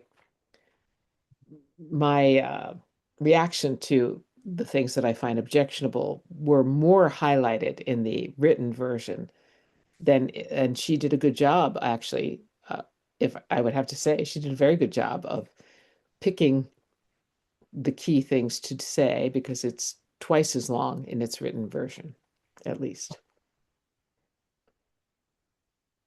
But again, as a performance or a work of art, if I want to tear it apart to find out how it was made, as my first reaction, I often feel that that is an indication that it's not successful as a work of art. When something is successful as a work of art, I just am experiencing it, and I don't care how it was made.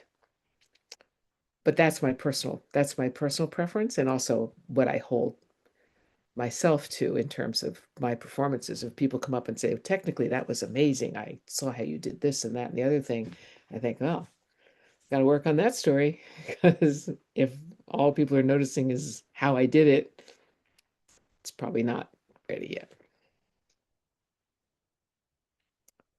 So, Paula? So that's like a values-based coaching. It's a value of yours to have the life of the story take center stage, and not the techniques. Right. And that's not something, I mean, so that's again a personal thing, right? Do we feel it's personal? So, Jui?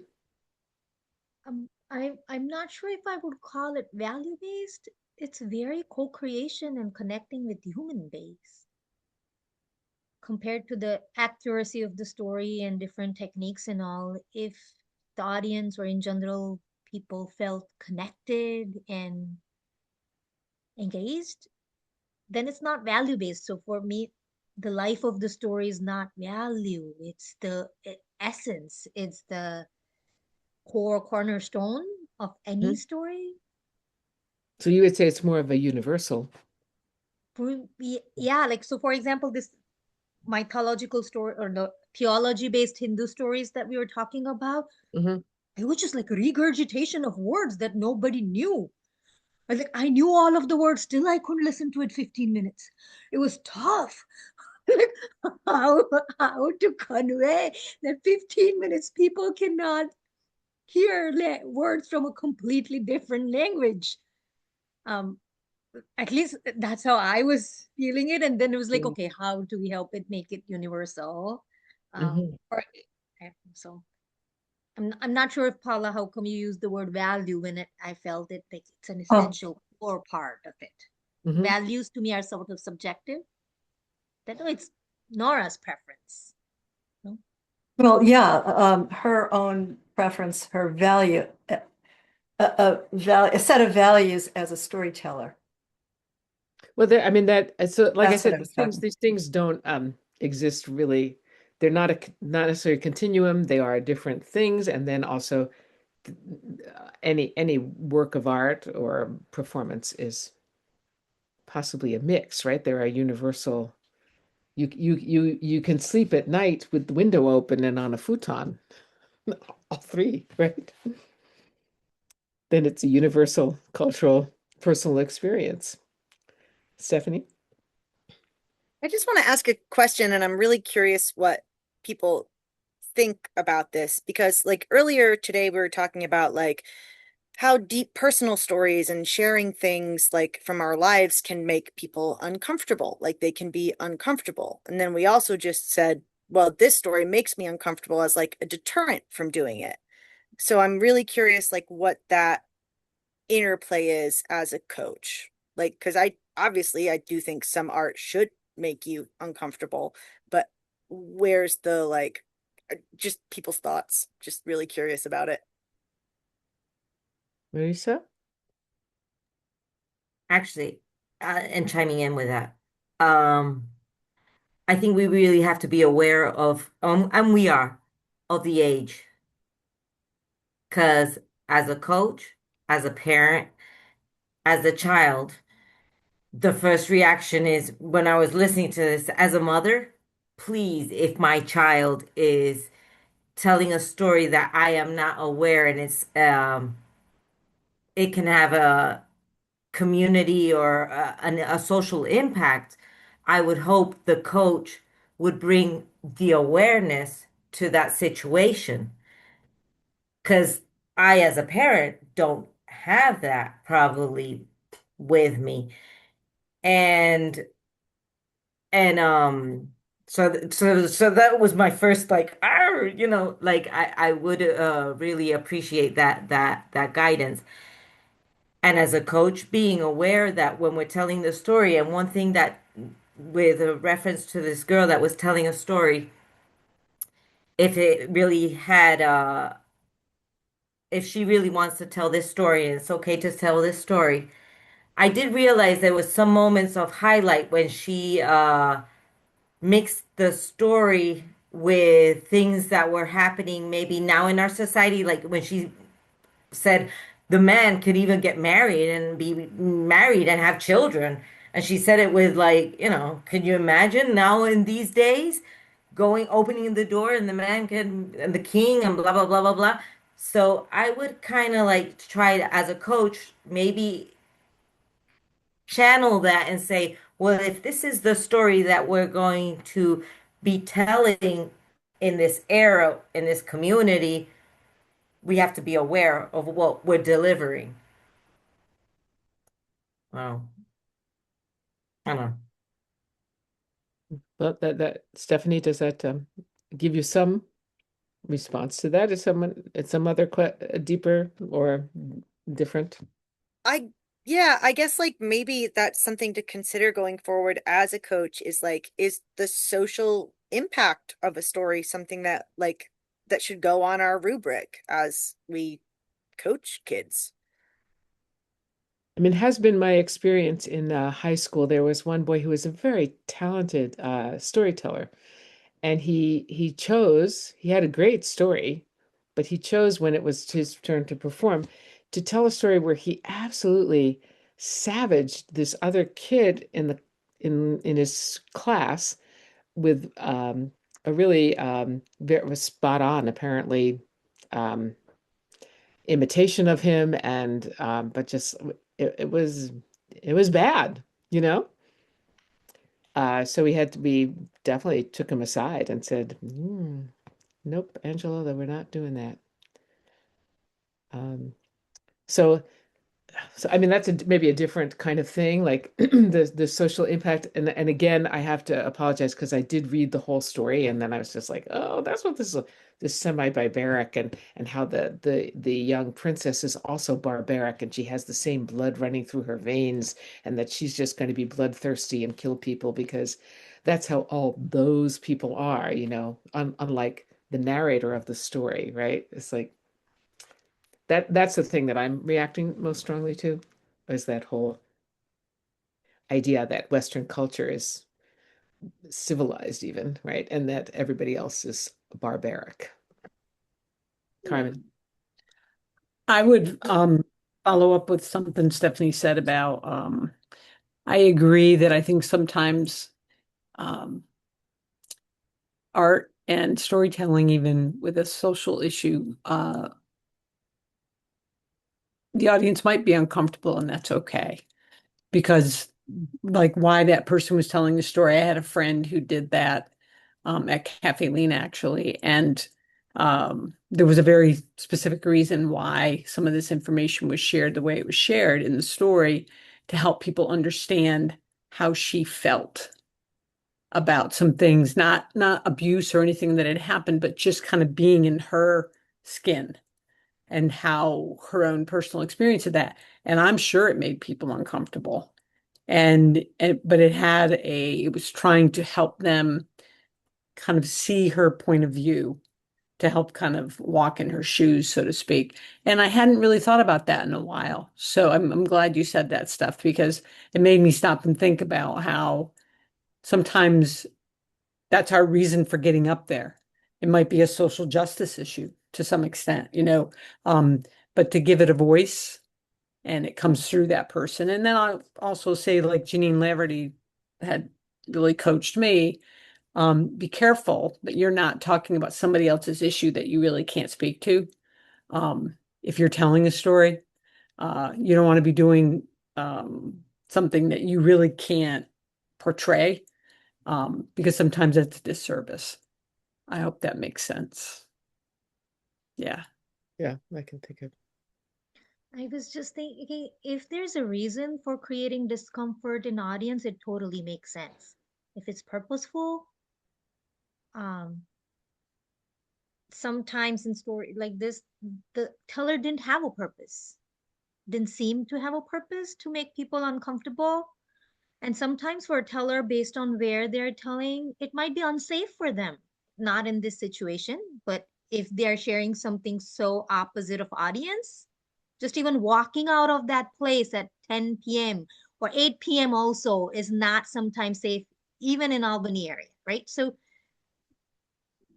safety comes first. So crazy vulnerable sharing, um, that should happen in a therapy setting, shouldn't happen in storytelling setting. So that part, the part that Carmen that you said, sometimes it's really opposite. So when you have to talk about racism, my white friends talk it in the best way, and the audience is more open sometimes to listen. So it really depends on the issue and how it's shared. So yeah. But this, I think, is reminds me of that Rumi poem. A story is like water that you heat for your bath. It takes messages between the fire and your skin. It lets them meet and it cleans you. Very few can sit in the middle of the fire itself, like a salamander or Abraham. We need intermediaries.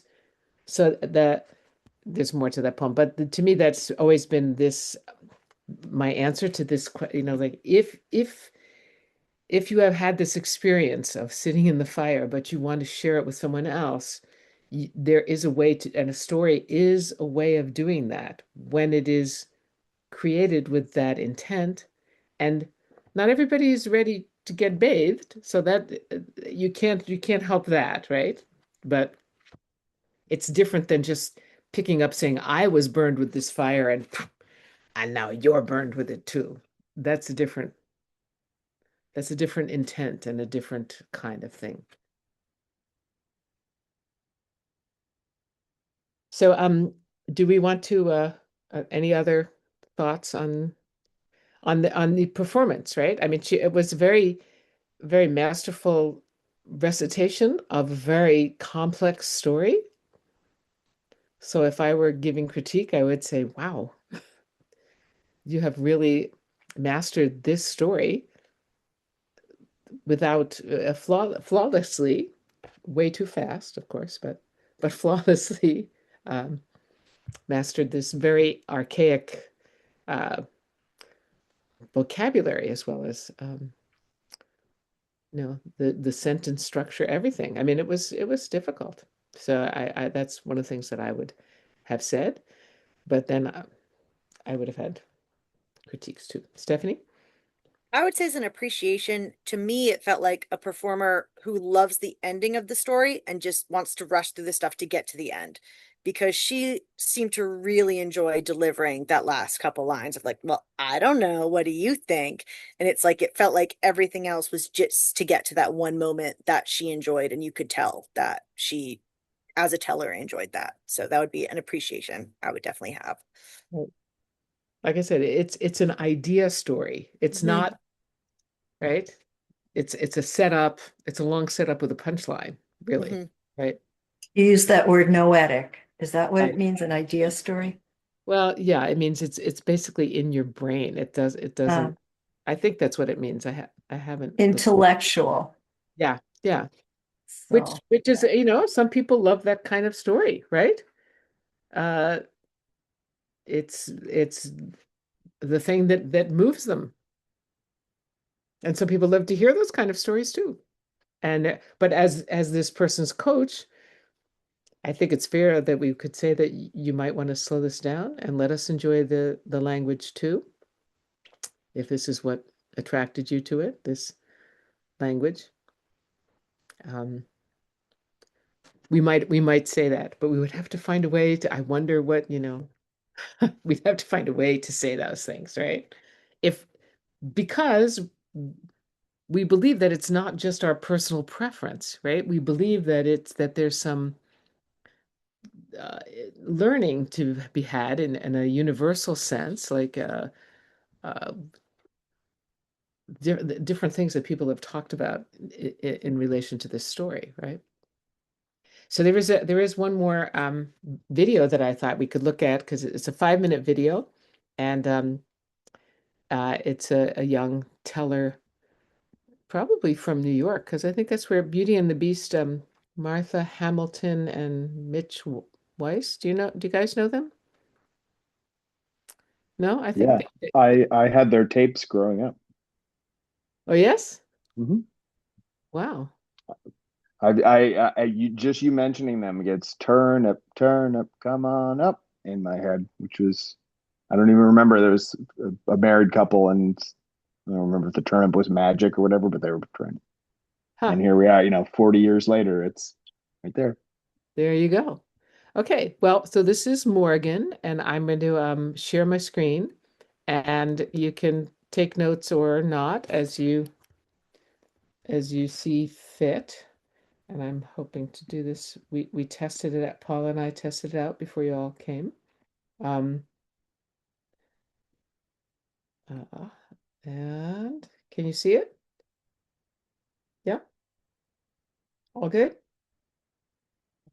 Hi, my name is Morgan Anderson, and I will be telling you the story, Dead or Alive, from Europe.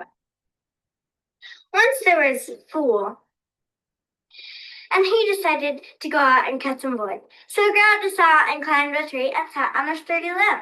And then he started sawing the very limb he was sitting on. Zzz, zzz, zzz. And then a woman walked by and noticed him up in the tree. Then she yelled out, "Stop, stop, you'll fall and hurt yourself. Stop." Now the fool just thought to himself, "Why doesn't she mind her own business?" So the woman threw up her hands and went on her way. A few minutes later, crack, the branch broke and the fool fell to the ground. And then he cried, "Oh, that hurts." Wait a minute. That woman said that branch would fall. It did fall. She said I would fall. I did. She said I'd hurt myself. I did. That woman must be a fortune teller. I better catch up with her so she can tell me more about my future. So he ran and ran until he caught up with her. And then he asked her, "Are you a fortune teller? Can you tell me everything that will happen?" The woman said, "Oh no, not everything." Thinking to herself, "How can I explain to such a fool?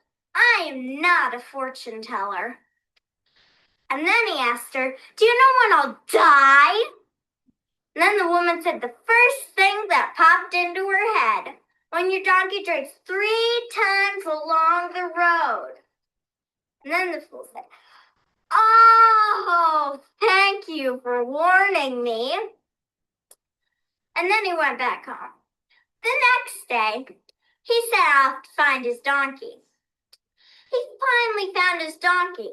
And then they set off on a ride. Giddy up, up, up, up, up, up, up, up, up, up, up. And then his donkey took a drink. The fool hadn't remembered yet what the woman had said, but he did remember when his donkey took a second drink along the road. And then he said, "Oh no, one more drink and I'm a goner." And before he could stop her, his donkey took a third drink. And then the poor fool just cried, "Well, I guess that's it. I'm dead." So he got off his donkey and lay on the ground.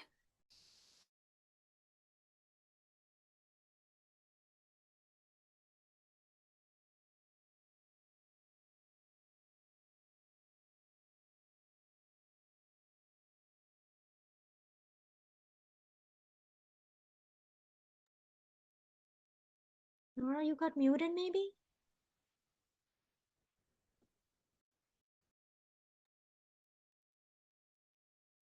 Wonder if there's a connectivity issue. I'm glad it's not just me. I thought maybe it was just happening Me on my too. end. Me too. No, I can't hear. Nora. A little while later, they came back with one and put the dead fool in it. And then they went off to the graveyard. A few minutes later, they came to a fork in the road. And then they started arguing. Go to the left. No, go to the right. And it went on and on. Left, right, left, right. And finally, the dead fool spoke up. "When I was alive, I went to the left." And then the two fools dropped the coffin and screamed, "Ah, he must have already turned into a ghost!" and ran home off into the darkness. The fool just lay there till nightfall. And then he went home. The fool was never the same again. He must have knocked some sense into his head when he took that fall off that tree limb. Of course, the fool did use his brain much more often now. The end.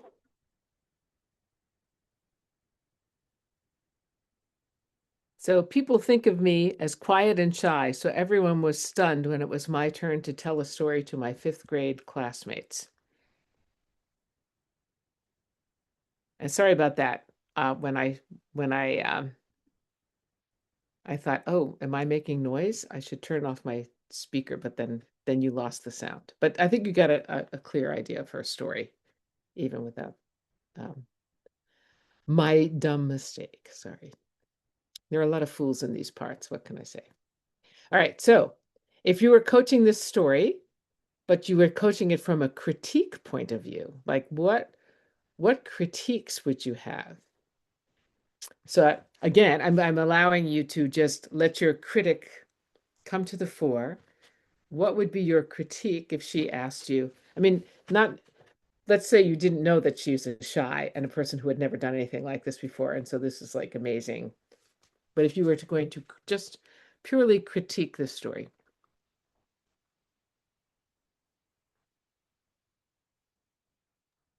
I'll jump in and say just she was so expressive that at times it was lost on me because she was so expressive. Like it was more, I would have tried to coach her to modulate that a little bit, pause and use, but I love that the energy. She brought a lot of really good energy. So I really, really liked that. And I that probably would be the one thing that I would say to try to um mm, I don't know, to pull the audience in to not express at the same level as much, if that makes sense.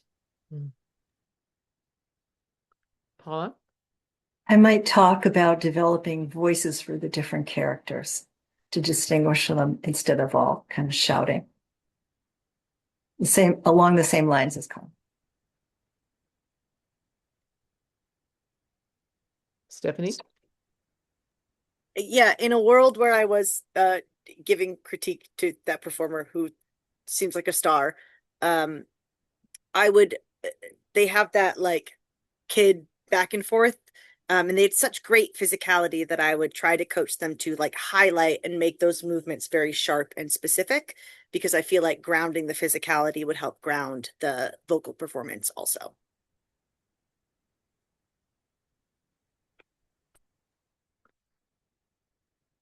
Other thoughts?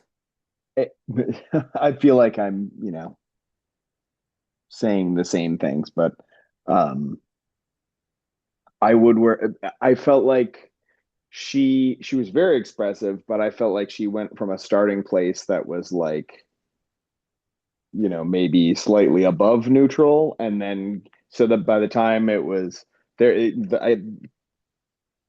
she when he was remembering, oh, she told me this, and it was the rule of three, and by the time she got to the third thing, her voice was just and so I would talk about how you could also use, you know, making yourself quieter than you normally would, or being a little slower, or in terms of with expression, physical movements, experience at some point parts doing smaller movements to then have a contrast with the larger things. Because I felt like with that three thing, and it happened a few times where I felt like she not that she started too high, but like you could tell she wanted to like increase the energy and volume and pitch. And by the time she was doing it for the third time, she was at her limit.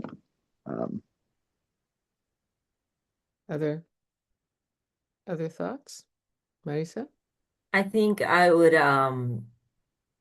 try to encourage her to add something so that because it looks like she was telling the story to a library with kids in the background. And for me, it was hard to kind of like follow also the story all the way. Like like Carmen mentioned, with maybe with her actions it distracted me a bit. So I would probably suggest to add in participation. Maybe like when how does the what was the donkey that was going on the road? How does he drink water? Maybe do some suggestions to get the people involved. That's I do have the Samya, go ahead. You can finish, Nora. No, I just have the advantage of noticing people think of me as quiet and shy, so everyone was stunned. So as a performer, what I felt she was doing by starting here and then getting higher, higher, higher, she was not getting any reaction from the audience. The audience was not giving her anything. And sometimes when the audience is not giving you anything, you think, well, I just got to give them a little more so that they're supposed to be laughing here, but they're not laughing. Well, all right, I'll just, but God bless her. I mean, she went through 5 minutes and it wasn't until the very end that anybody figured out they were supposed to be laughing, right? So if I were, I would be dying up there, frankly, going like, wow, this is so not working. And I am doing everything to make it work. And I thought she was doing it, right? So anyway, Samya. I think it was really hard for me to come up with critical feedback for her until everyone else shared. I'm a very people-oriented listener, which means I listen to the person, not necessarily what they're saying or what they want from me, but I just listen to who they are. And she was having so much fun up there, you know?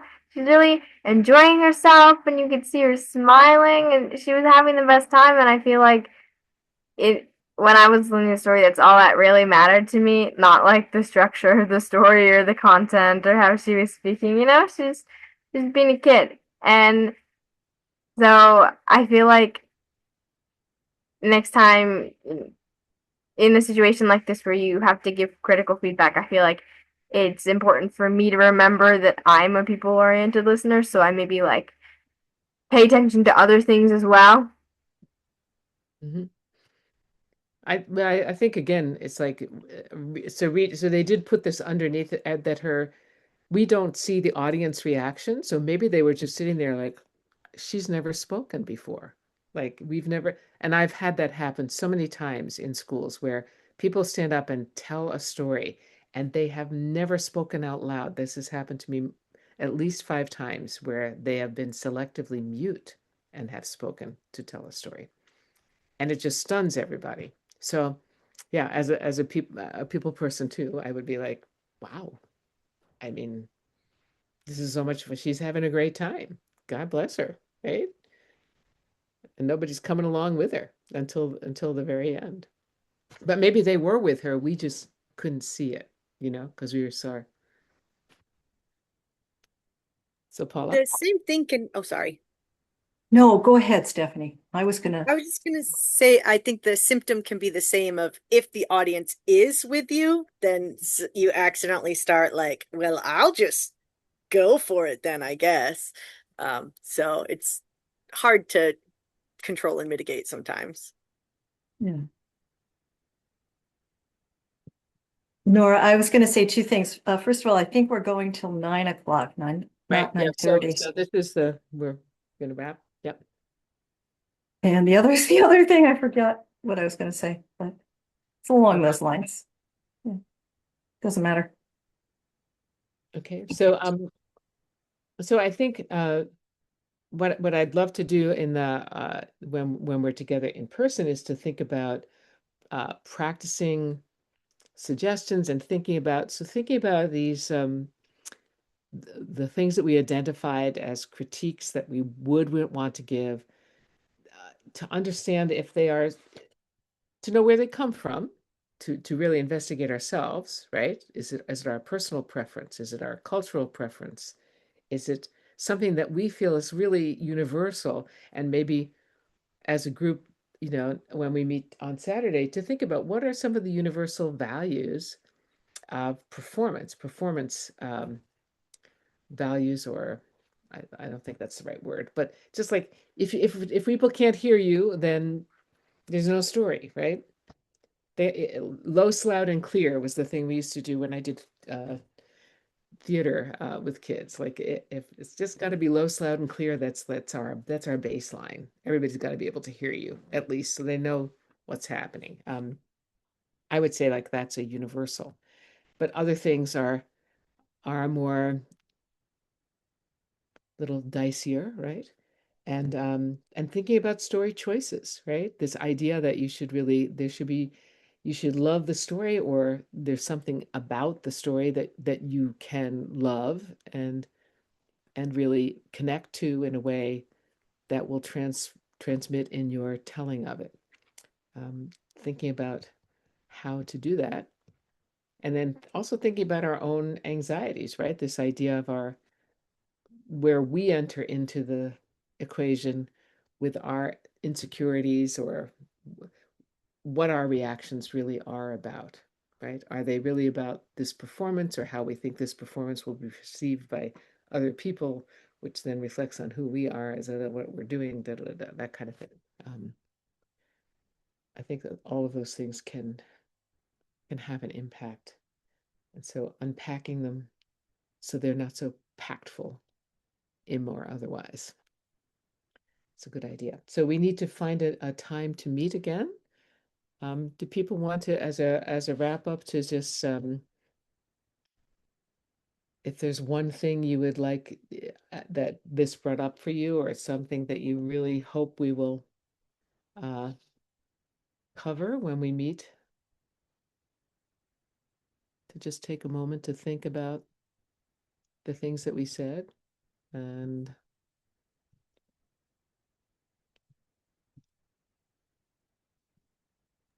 I I really like, Nora, how we all thought about, or you helped us think about the personal, cultural, and universal.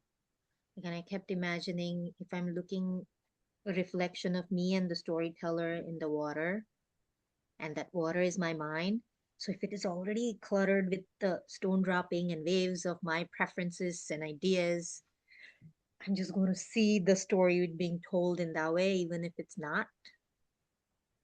mm, So how can I really, even it helped me rethink that how appreciating the teller is so much more important, and letting them thrive and move in directions they want to would be so much more awesomer story creation or their own personal well-being.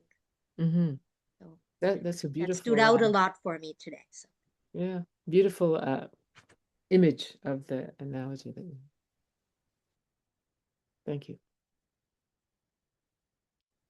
Anyone? Someone? Uh, for me, I think it's the idea that I as a coach really want to look into investigating why a teller has chosen the story, because I feel like, and even if they say I don't know, like to really try to dig into that, because I feel like that's going to help me know what to do, like what aspect of that story is important to them. And did the exploration of Damia's story of like, is it just that fun ending that you like, or is it something else about the story? And so I feel like that would help me do a much better job. Right. So I don't know if we did this exercise, but Doug Lipman, uh, I don't, I know I created a whole exercise around this idea of why is this story important to you? You write it on the front of a piece of paper. On the back, you have to find three, you have to tell your story to three people, and they tell you what they think is interesting about this story. They tell you what they think you think is interesting about this story. And they had to, so you write your intention down so you can't change it after you hear what people say, but the point is not so much to like trick you into is like, well, look at that, you didn't know, but more like, wow, I didn't know that about my story. I didn't know that someone would think that about my story. I better change that because I'm making my sister look like the villain when I'm thinking that actually it was me, right? Or whatever, right? So that's an exercise we can do. uh, and I think, although it has a little bit of writing in it, it's mainly telling your story three times to three different people and getting their feedback. So other thoughts, Samya, Franklin, Marisa, Paula? I do want maybe what I would love to gain is also how to encourage them to open up their box of creativity and have fun with it. I know not to impose my ideas, but the social pressure of not being able, it's not easy to dig into that box and how to, like, I know you have a lot of techniques. I'm sure you have a lot of ways when you're talking with 3-year-olds or 10-year-olds, or the what works best for you to get there to tell them the story. That's kind of like what I would love to because we've seen ourselves kind of like trapped in the typical classical stories. So in our next adventure of storytelling, from the beginning, how to guide them into get your creativity out and not don't tell me the three little pigs or the Red Riding Hood, not to fall back into that trap. Hmm. Well, So I think one of the things I talked to Paula about was that I feel like there are skills that you can use in storytelling, and that when if we do group exercises, different things you can do with your voice, different things you can do with eye contact, just sort of like games. And I'm sure, Stephanie, you probably know tons from your theater work too, that open up so that they have a larger palette, so that they Mhm. have to use every color. They get to pick the colors they want to use, but they should know that they exist, that there are ways to use your voice, there are ways to use your face, there are ways to use your body. Um, Yeah, and to do it as a group, to plan these group exercises. And also, I think somebody mentioned tonight to be explicit about what you're using this, I think it was Stephanie, what you're using this exercise for, what this can be used for, to draw the line for them so it's not all, up to their imagination. right.